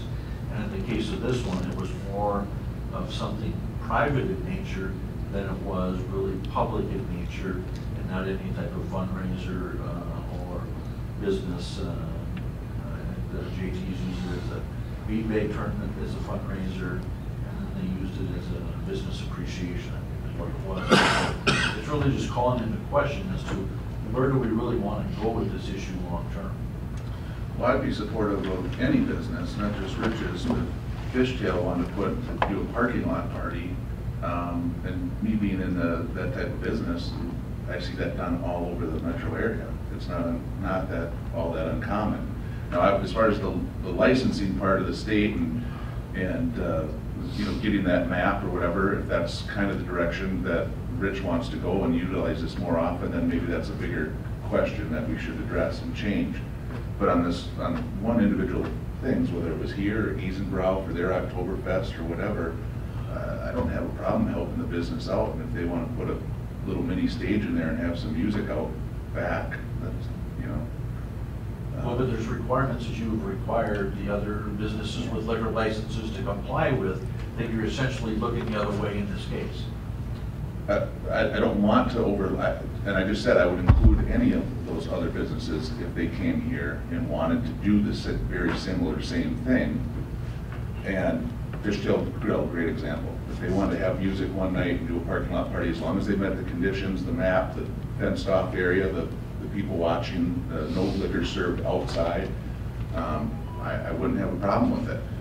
I guess what I'm saying, on this individual basis, I have no problem voting for allowing Rich to do this one, and even the German days, but if this is gonna be an ongoing thing, I'm telling Rich right now, then we should look at the bigger picture of extending the entire parking lot out if that's what he wants to do and utilize that more often.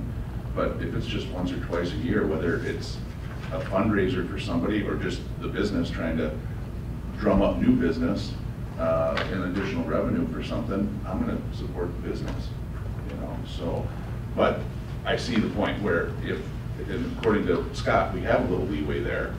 This is an individual thing. It might be a little different than a fundraiser or going to a charity, but I'm going to vote yes for it. And I guess one of the questions I was going to bring up at some point here is there's probably not a lot of other places in town that have the space, number one, like I do, to do things like that. And my one question would be is, in the terms of all of you guys that are here tonight, how many have come forward and how many have been denied? We have other people come forward and ask for these things and been denied? Because if they're not asking, and I'm here asking, I guess, and I just want answers on why I would get denied. If nobody else, if there's 6, 7 people coming forward, yeah, then we have protocol that everybody's going to follow. This isn't the same of any of the other that Mike has asked or explained. This is a different situation because of what license you have and the statutory requirements for that, as well as our city code that allows this. So that the council would have to bend what they've done on the other ones to make it work for you. That's really what we're saying right now. And I'm not asking for leniency, anything. I'm not asking anybody to change things. But then we'd have to change to allow this. That's what I'm telling the council. This is different than before. Then maybe I'm being a little thick-headed because I don't understand what's different. Okay. So that was my point of trying to think of from going from the benefit to the graduation party. To me, in my eyes, I thought, why is it different if it's public or private? We had minors at the June 22nd, and we had 0 issues, correct, Jim? We had none that I knew. No complaints on anything that happened there. The graduation party would be much smaller in size. It would be controlled the same exact way, and even more because it's a way smaller group. I mean, we're probably talking less than 100 people that are going to come and go for the afternoon. It's not like everybody's going to come in like they did for the benefit. You know, we had probably close to 300 people that came there and stuck around all day. That was a pretty large group, and to have 0 instances out of that, and for our first run, I thought it was handled pretty darn good, and I thought we kept pretty good tabs in that. One of my other questions, I guess, before I forget on that, is the other venue downtown, the Depot. They hold quite a few functions and parties down there. How is theirs set up? Because they've had graduation parties there as well. They have a consumption and display permit that allows them to bring in liquor to be consumed on the premise, but there is not licensed capabilities where they, as the owner, can sell liquor from their ownership group. So the individual groups coming in have to bring it in and police it, and then take it with them when they leave, but it's not an ongoing sales situation like yours is. Right. Same with the event center. Event center uses a liquor caterer. They don't have an on-sale license there. So so let's take the event center out. So let's just say, okay, that's not a direction I'm going. If the event center word in the email is what's taking us to this point, then let's say we're not doing the event center. Let's say it's graduation party. And so if they are allowing the people that are hosting or that are having the graduation party to bring their liquor in, so basically you're telling me that I can tell the family you bring in your own beer and liquor and you guys can control it and manage it? And you'd have to have a different license to do that. You couldn't be in business to do what you're doing if you got a different type of license. Right. But what I'm trying to say is the license you have right now doesn't fit this. It does in other circumstances, but what you're talking about, it does not fit that. You're talking about having a combined liquor sale situation with private parties that we're extending that premises for potentially, that's on a temporary basis. That I've never seen. I'm contrary to what Sean has said. I've never seen that's how it's set up. Okay, I've seen beer tents put up and you've got different types of license to use for that, but an on-sale liquor site license, no, not on a regular basis. I know, Sean, you were mentioning that. We'd have to look at that, but This is unique. I've never seen it in 25 years of being an attorney for cities, with this type of situation. And that's when Mike brought it up, and I started looking at it, I said, well, yes, this is different. This is unique. We're trying to figure out a way. That's why I said there's a way that it looks like you can, but you still have to meet the requirements for the conditional use permit for the actual outdoor usage. Where Mike explained before, where this outdoor seating area is for others that have been improved here, they have to meet all the conditional use requirements of the zoning code. I don't know if this would or not meet that. I don't know if it hasn't been analyzed that far, because we're not sure exactly what you're setting up. Scott, does that apply just for a permanent outdoor seating area, whereas if it's just some folding tables and chairs in a parking lot? That's what I'm saying. Typically, I wouldn't say you would see this as a temporary basis. Where you see patios set up, Right. there's usually a permanent fence. Right. Obviously, the table's moving it out for winter and things like that, but you have a more permanent basis there. What the statutes and the Minnesota rules for liquor statutes require is a compact and contiguous area, which means access is absolutely controlled.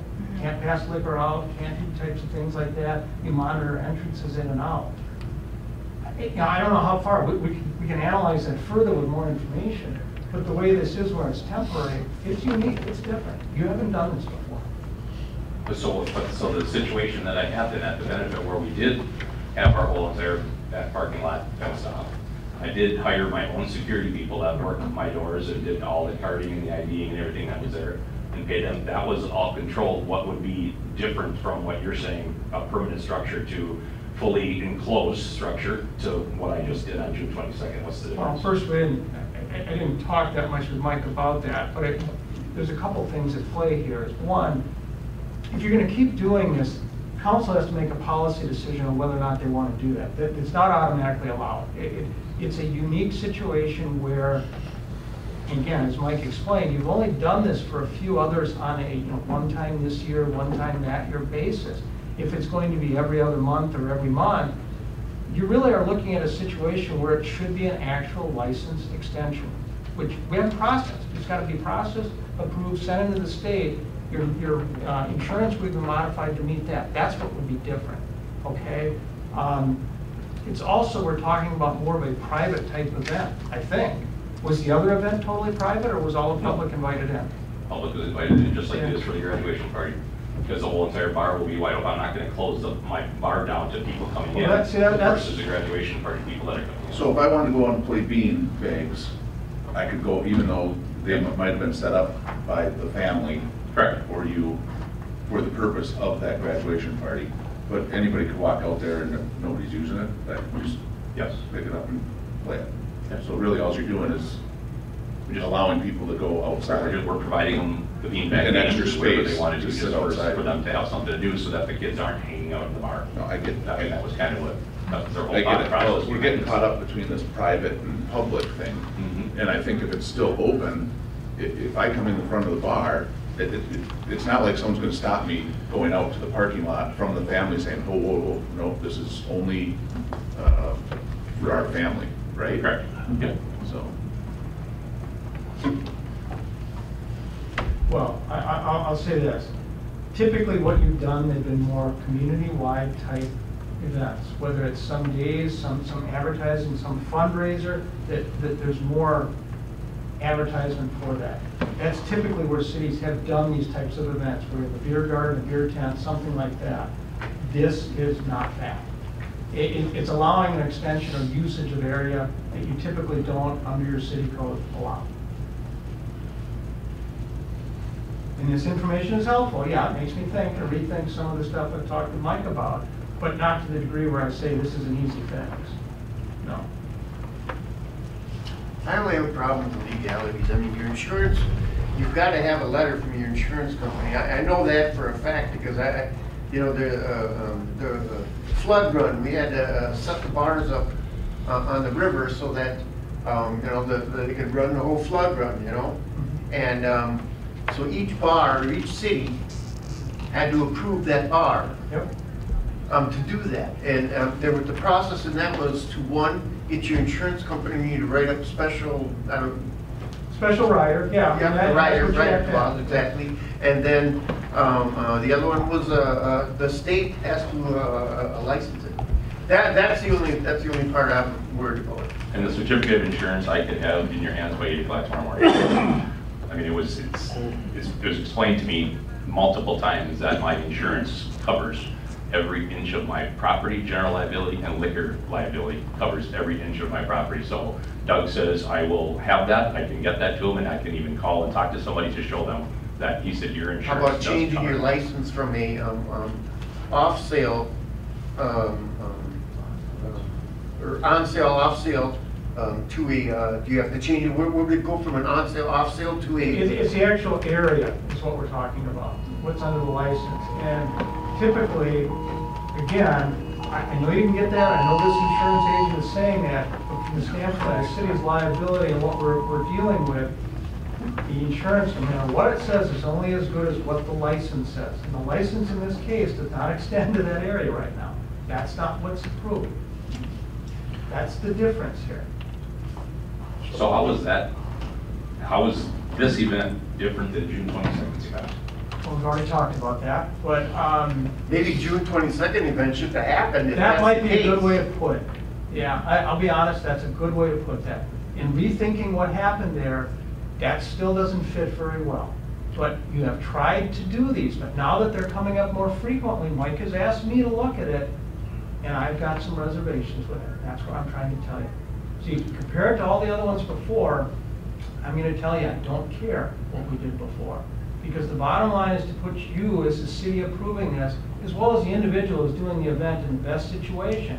Because the first thing an insurance company will do if they've got an out is not cover you. And if the insurance does not cover, right, and does not meet what's in that licensing requirement and something bad happens, we will all have an issue and so will the owner. Can you specifically tell him exactly the steps he needs to take to get this done in the future? Because right That's now. what we did. Yeah, right now, I'm looking at this, Rich, and I'm going, Yeah. our attorney's telling us to not accept it, to not do this.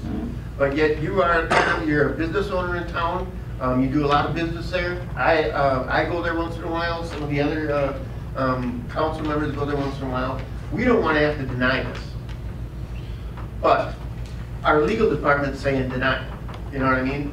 So we're kind of stuck in a conundrum, and to go back and use any of the other events that have happened as a reference point, I don't think that's a good idea, because there's a possibility that what you did last time wasn't even legit.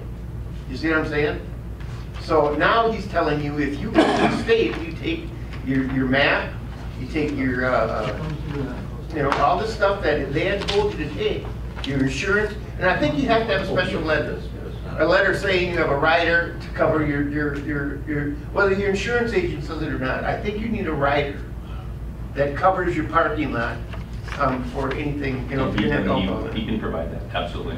All right, then take that and the letter to or go to the state and change your actual licensing.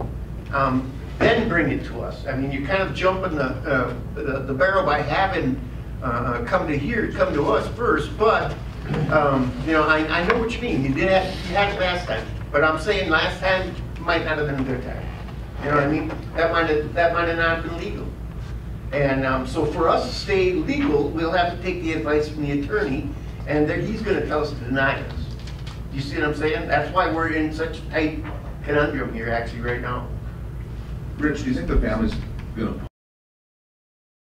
pull out of this event if they can't drink alcohol out in the parking lot? I mean, you can still set the bags up and just put a table by the back door where any of the adults who want to go out and play beanbags with their kids or whatever are going to have to put the beer down, and they can only consume that inside the bar. Then there's no sense in me fencing in my premises, because No, I can go out whenever I want have out to on a fence it fence in. there as long as there's no alcohol there. You wouldn't have to fence it in then in that situation, would you? Yeah, you could hold this inside the bar, and we don't have a problem, right? Right, I mean, that's my next point, but that's something that I don't know. Like I said. That's him working under his license that he has. Right. The whole idea of a license extension, or extending the premises, is on a case-by-case basis that law, state statute allows the city to do. When talking to the alcohol investigators, They say, hey, if a city council sits up and listens, takes application and says, what are you gonna do this for? And they're kosher, they're okay with what's gonna happen and sign off of it, more than likely their inspectors are not gonna be down investigating that. Now, if they got complaints about it, then they would investigate. But that's the idea of the council allowing a license extension, premises extension. I think everybody's having an issue with, Rich, if you're gonna turn into a quasi-event center, whether you name it that or not, but you wanna bring in more business and more activities and more events, and utilize that back parking lot as an extension all the time, then you probably have to look at doing something permanent and doing a patio out there, as big or as little as you want, but put it in and then say, this is my extended area. That would be ratified through a Conditional use permit. Conditional use permit, and then you would have it available to you. But the idea of coming every time somebody wants to use your facility outside of the walls of your premises, and then you want to mix a little alcohol with that, then it's always going to be a hurdle for you. So unless you make it either a permanent thing or choose to hold everything inside. Again, some events, if the council can support some of those, but like Mike said, we've only done 1 or 2 at a place. Even the brewery has different rules in state statute about how they can do their Oktoberfest. Different rules than an actual on-sale liquor license. They can do several events a year. If it's a community event, the city has the authority to allow them to do it off their premises someplace else. Those same rules don't apply to on-sale liquor license. Just because that's the way it is. That's the way they were written. Yeah, and it is. And again, getting back to the other events the city did, and like I said, I'm not going to tell you, I don't really care about that, but that's the second to last large paragraph on page 2, where the council, as Jim said, has the ability for community-wide events to do a temporary thing. That's not what I'm hearing here. That's not what this sounds like. And it doesn't sound like a community-wide event. That's the temporary nature. If it's going to be something beyond that, that's the steps we've talked about, or Mike kind of explained it as well. It's actually extend the license to this area, make it compact and contiguous with fencing that's there, or do a patio, as Jim said, something along those lines, but then it has to meet the conditional use requirements of the zoning code. So there's a map to get there. It's what I'm saying. This one doesn't fit. Doesn't it fit the community events you've approved before? Unless you're going to call this a community event. So if he was to take and just say this graduation party is going to be held inside because I don't want to deal with a big headache, and pull his request out, then go through the process of getting licensed to do it, and then you can do it all the time, and then you won't have to go through this mess. But I wouldn't run this because it's going to get denied. Yeah, I won't. I mean, I won't even pursue it now because I know the time frames that we're dealing with here. Yep. There's no possible way, and I'm not I would going to withdraw let the your family do request. it, so I'll just notify them and let them I won't do it. Because I don't want to have the graduation party and have the young kids that are coming all stuck sitting inside the barn. And I would prefer to just say, no, I'm not hosting it. I agree. I'm not going to go that route. That's what I would do. But you could host it, just not allow alcohol out in your parking lot. You could set it all, bean bags, whatever else you want out there, bocce ball, whatever. And as long as nobody's out there drinking, which you'd have to police, you know. Just to police it anyway. Yeah, you don't want to skirt around the law here, Sean. I mean, don't skirt around, don't tell them to skirt around the law. You can't do that legally. I'm not, I'm saying you can look at it. I understand that. That would be okay. What he's saying is fine. Well, I don't know. You just can't take alcohol out there. Well, if you fill the parking lot up with teenagers, what's actually going to happen? I don't understand that one. They're there with their moms and dads and their aunts and uncles and whatever else. It's a graduation party, you know. I would say that's the way to go, Rich. on this particular case, because, and really, you know what, I think you scared people away by in your email saying that you want to change to more of this event center, and I want to do this all the time. And it wasn't, it's And not a that weekly, was- not a weekly thing, you know, it's just I'm I not have caught people up coming with to that. We me. do it once or twice a year, because like I said, a Fishtail Grill wanted to hold an outdoor parking lot party with set up a temporary stage for a night. I tell them, yep, I think you should go ahead and do that too, as long as they roped it off the same way, whether it was for profit and an event, even though it was open to the public, it was for profit. But Scott, what you're saying though, really, that their liquor license, by state statute, does not allow that. That's correct. It doesn't extend the full length. Not if I stay indoors, my liquor license right now would allow me to do whatever I want indoors. Oh, yes, but I'm just saying, to Sean's point, if Fishtail came up and said they wanted to put a fence up and that stuff, their liquor license does not, by state statute, allow that. They would have to get the extension as well, right, and change their. No, no. If you deem that a community event or community festival, that's how they've done it in the past. Whether or not they met that standard or not, that's up to you five to decide. But that's what they'd have to come. That's the statutory mechanism to get there. If they're going to utilize it for any other basis, sure, they could extend and have the premises cover that area, and they can do whatever they want then. Again, as long as they meet statute. Yeah. So if I was you, I would withdraw, you know, just to get the headache out of there. And then if you want to do that, I don't think that's a bad idea. I think it's a great idea. You know, go through the whole process, and then next summer we got half your parking lot could be used for a patio. I still hope you do it sooner than later, because I like the idea of your German. I do too. The patio is going to never be intended to be in my back parking lot. My patio will be, that I've talked to, actually met with Glenn a little bit now with the streetscaping project coming up. We've talked about some The alleyway options there, the alley, that's between myself and the next building. That's actually where I would go, because initially I was told that that was still considered a through alley. So I had to close the door off. That went into the alley, so I closed the door off in there, and then found out after I closed it off that it's not a through alley anymore. So now I'm finding out that I want to basically take that alley, close off both ends of the alley, and open up the door from the bar that would go into the alley, and then that would become my outside dining and a patio area out in that area. But I don't want to do that until the streetscaping is done, because I talked to Glenn about some options about trying to get the surface water that comes off the back parking lot and off the two buildings all comes into one down.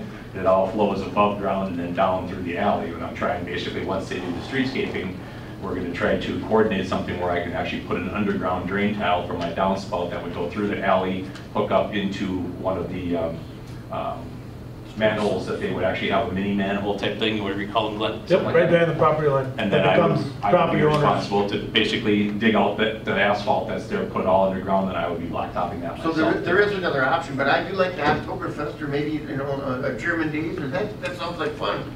And you know, I like to come in there and have fun too. Just that by requesting this and you're putting us in a position where we're going to set a precedent now, so that every time somebody, you know, wants something, then they just come in, you know, without having the proper license and insurance coverage. And that's the point. That the legality and the insurance coverage is what I think we need to cover. You know what I mean? Nothing personal, because you know I like you and you know I like going in your place. But if I was you, I would withdraw this request. And I wouldn't try to make it sound like you're opening up a convention. Okay. Okay. All right. Thank you. Thank you. Thank you.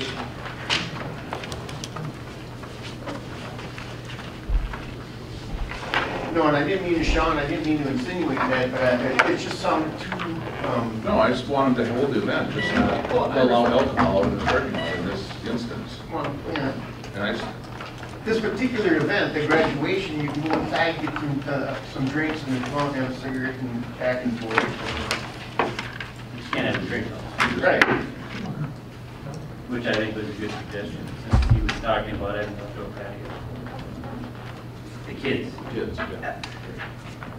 And is it that big of a deal that the adults couldn't just set their beer down and go outside and talk for a little bit without having to? That's not what happened. Personally, it wouldn't be worth to even have to set up the snow fence. But Well, they should put it up. I guess, you know, that's something we, Scott, to your point, I don't think we've ever, we've done some of these events, not a lot of them, but to your point, I know Bert said his insurance guy says his property's covered, but by state statute, in your opinion, it's not really covered. Depends, and we typically run it by our own insurer to make sure it is when we do these. And in this case, I think it raises some interesting questions. Now, as my memo says, the next event he was asking about, I could argue that's a community festival, you go under the temporary statute and we do it that way, so that's possible. This other one is different. And maybe I'm not explaining that very well, but this is different. No, I think it was different for me too when I looked at a graduation party. Yeah. That's typically got a lot of teenagers, though. Well, that's the other issue. I don't know, it's taken care of now, but you know what, I wish, we need to set a precedence and a standard for that because, you know, go over to the Whiskey Barrel, they got that smoking area enclosed in there, or what is it, Whiskey Business? They got that smoking area enclosed there. I mean, what would be the difference between that and this? So they have a CP. They have a CUP for that. Yeah, they went through the zoning and had that all done.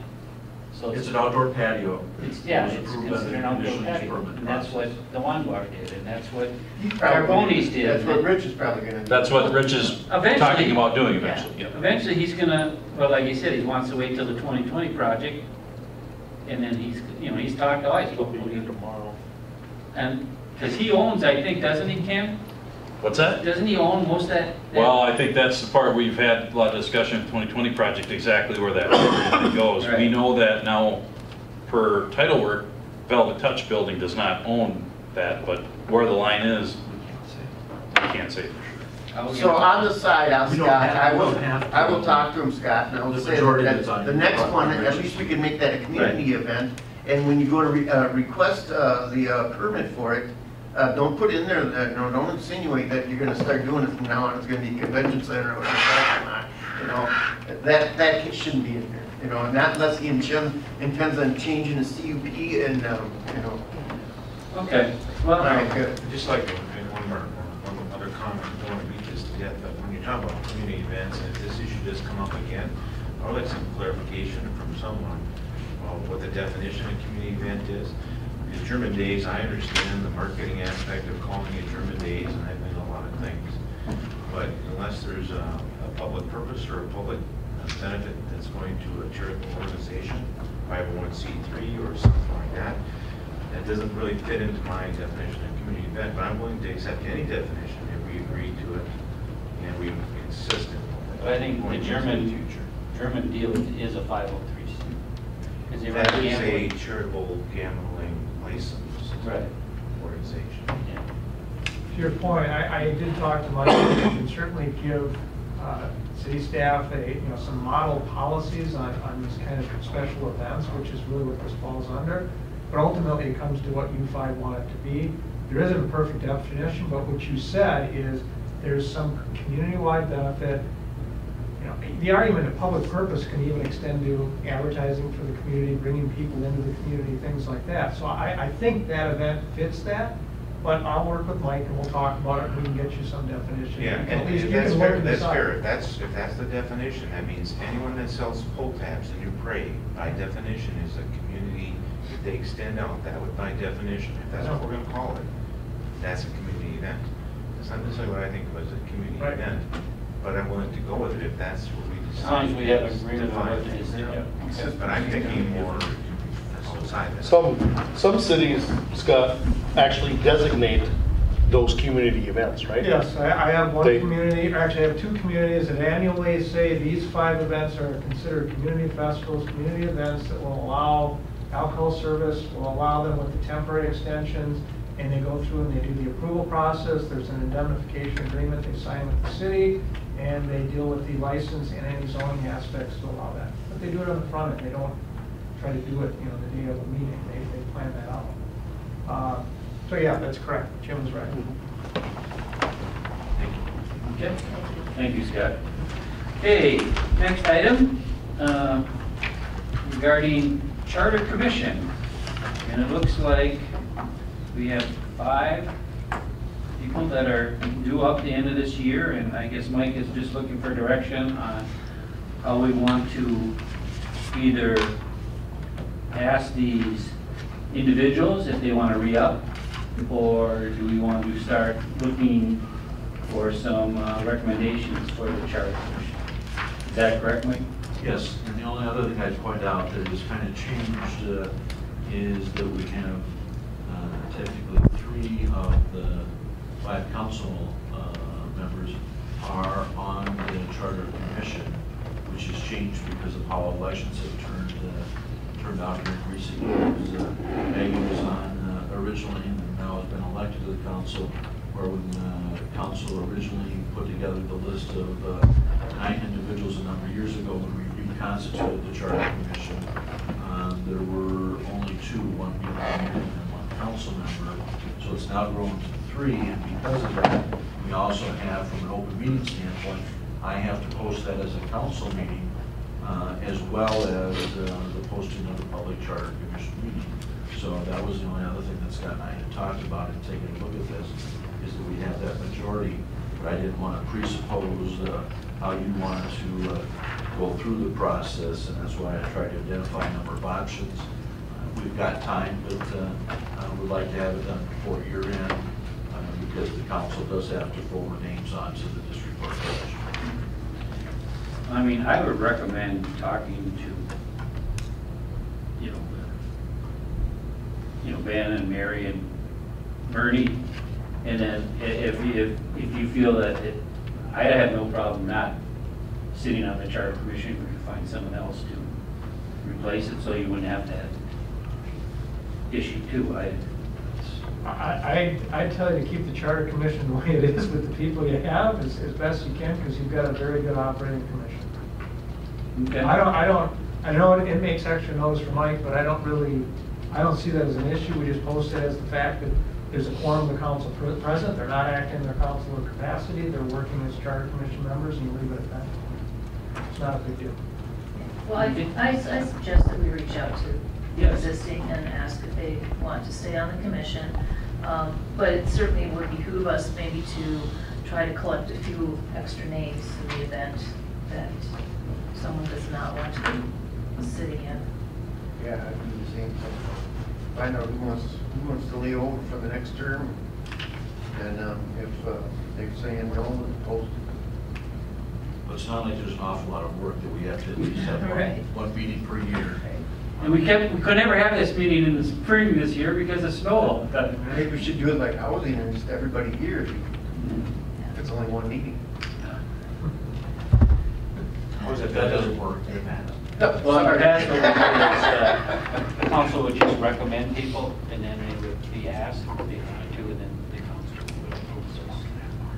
So it wasn't like the boards and commissions where we had interviews ideas, like because of the short term of, it's a one meeting, and then it has to go to the district judge. Yeah, and keep in mind, the actual appointment is not you 5 making those appointments. It's the district judge makes that. You can make a recommendation. If there's other folks that apply, and they can submit their own name, you may not even know it, the judge can consider that as well. That's typically the case where we've not had people beating down the door to be on the Charter Commission, but you have, on most recent times, as a council, always made a recommendation to appoint so-and-so.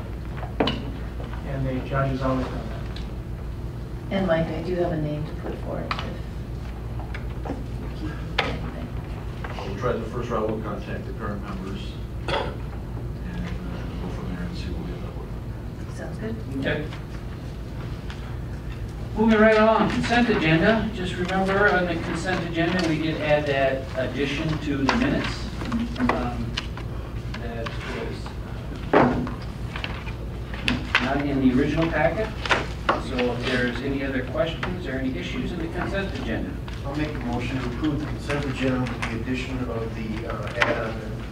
Okay. Anyone have any other comments or anything before that? Okay, if not, I guess I'll second that. So, I have a motion by Rick Seiler, second by Chuck Nicolai to approve the consent agenda with the addition of the supplement to the minutes from the previous meeting. So, settle down, Rick. You must want to have a cigarette. I have to go to the bathroom. All in favor, say aye. Aye. Any opposition? Okay, that's 5-0. Now miscellaneous. Mitch? Good. Okay, Patrick? I'm good. Jim? Are we safe to go home? You are safe. Okay. I felt much more comfortable when you were sitting there. But you left this one, I told Bruce, if he runs out of here, I'm going down that back stairs. There's some damage north of Union Hill. And you get picked on all the time. Yeah. Okay. But otherwise it dissipated out top. All right. Okay. Glenn, anything else? Couple things. Mike had me do some checking with MnDOT about the question that was raised of changing the population number on the 4 signs that are on the edges of town. Did check with Adam Schindel from District 7, and he's still getting me word. He talked, when I first emailed him and asked him the question, he assumed we wanted to change the whole sign, or that was his recommendation, at the price of $544.50 per sign, so it'd be times 4. I did email him back and say, well, is there the possibility of just changing the number? Can we put a sticker on it or a plaque on it, or just to cover the old one, put a new number there? And he's still looking into that, because naturally our situation's always been, well, you got 3 of them in District 7 and 1 in Metro. So it takes a whole lot of people to make that decision, and I haven't gotten that final word yet. So I don't know what the cost will be of that. I can pretty much, I feel pretty safe in saying that even if they will allow that to happen, they will not allow us to do it. We will have to hire MnDOT to do it. You touch a MnDOT sign and get caught, you're going to get in a lot of trouble. So just putting that out there. He specifically said not to do it, did he not? Oh yeah, no, it's, you just don't do it. So Glenn, can you, when you talk to him next time, can you say, next time when you do a sign, can you have a locked spot so you can change those numbers? Yeah, just flip it on the back, you know, Yeah, kind of a thumb wheel type deal. Like I was telling you guys, is that one in Alaska where they just slide in the numbers. Yep, You know? yep. Just to make everybody aware, they will be updating all the signs after the federal census is finalized, which would be in 2021. Yep. Which means they'll be replacing the whole sign along with the number on there. Well, I think that the reason Sean brought it up is because we reached that 8,000 level. Yep. And it was more, it's not something I don't think we would look at every year if it went from 8,023 to 8,045. We're not going to go, dang it. Yeah. We got to get those 12 people in there. So in order to do it, we would have to go out in the dark of night, paste up the signs. Mike, I'm not telling you what Sean does at night. Mike out there with the magic Don't be marker. surprised if you don't see it, huh? Yeah. Who's getting on whose back to reach it, though? That's what I want to know. So, you know, just keeping you up to date. And unfortunately, again, I'll say it, and it's nobody's fault. I'm so used to it, it doesn't faze me. I know everybody else kind of gets excited, but when you're dealing with 2 different districts in MnDOT, there's nothing that goes quick. So just give them some time, they'll come back with an answer for us, and that's pretty much what I got going on with that.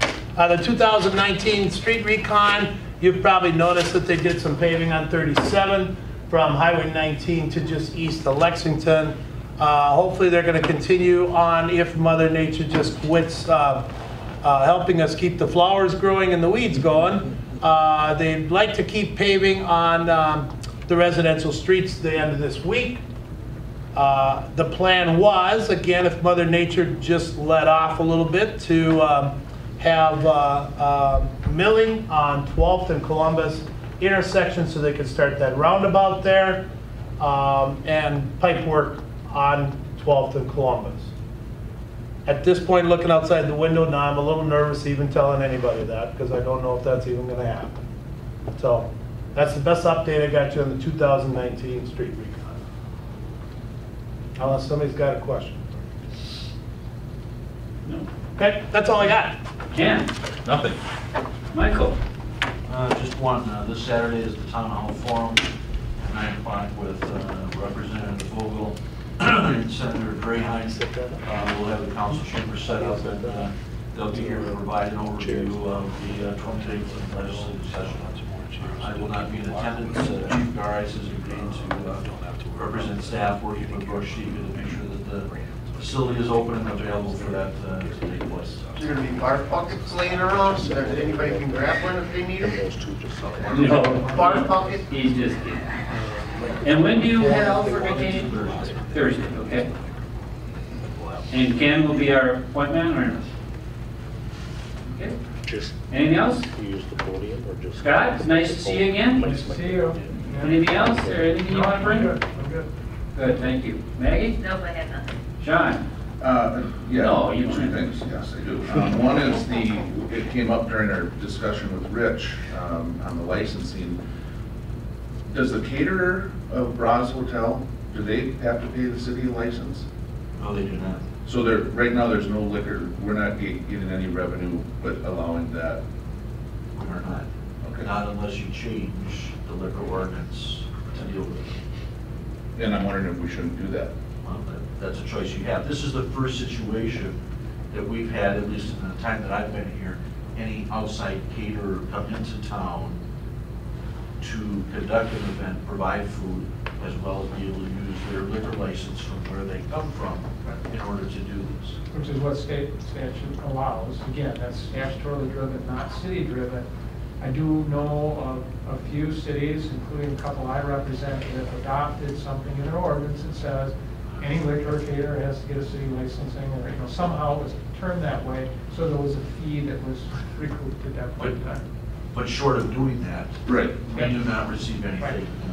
Well, and I've had several business owners that will liquor license mention how unfair that is, that they can serve liquor, they're spending thousands of dollars for a liquor license, and So this is other entity doesn't. is the caterer, that the caterer has to have a restaurant and a liquor license wherever they're from, and additionally apply to the state for their caterer's permit that allows them to use that liquor license and be brought in as a caterer. So they are buying a liquor Right, license. it's just not coming in. It's just not coming from the Prague. What, do we get any percentage of that, or does that No. entire thing go straight to the state? Well, the liquor license goes to the city that has issued them that liquor license to begin with, Okay. and then they have to apply for a caterer's license. Through the state, and that goes to the state. And that goes to the state. You had two things? Yeah, one other one for Glenn, really quick. I noticed I'll just use my house as an example, but I heard from another person over, not too far from where I live as well, the water pressure seems to have dropped. For 15 years, I never had ever an issue with the dishwashing machine was going in the shower at the same time. And I'm wondering if there isn't, just because of maybe the senior high rise or some of those new houses that are being built over there, if there's more load on the system, would that affect the indoor? And it's funny, because I just mentioned it to one of the firemen who lives by me, and he said that the same, he's just noticed in the last 4 months that that's affected his house too, where it never had. That's the first I've heard of that. So let me talk to Bruce Reimers about it. I mentioned it to The water softener, that's what happened to me, Jan asked. Okay. The water pressure's going down. It was through this water softener. Okay. And that very well too, it just that when a guy a few blocks away said the same thing, and I'm sure he's on the same tower as we are, if that would affect it at all. That would surprise me that the buildings that were added would put that kind of a strain where you'd notice that. So there could be something else going on. But again, first I've heard of it. So, and without being involved in the water department anymore, I'll pass it on to Bruce Reimers and let him look into it. Thank you, that was it. Rick? Oh, Bruce? I don't have anything, so I guess I'll make a motion to adjourn. move to adjourn? You're gonna second my motion? Oh, did you? I think I said it before you. No. Second. Mike's trying to take the I got notes minutes here. that the mayor did it first. Yeah. All in favor of adjournment, say aye. Aye. Any opposition? Thank you, everyone, for hanging out there. Rick,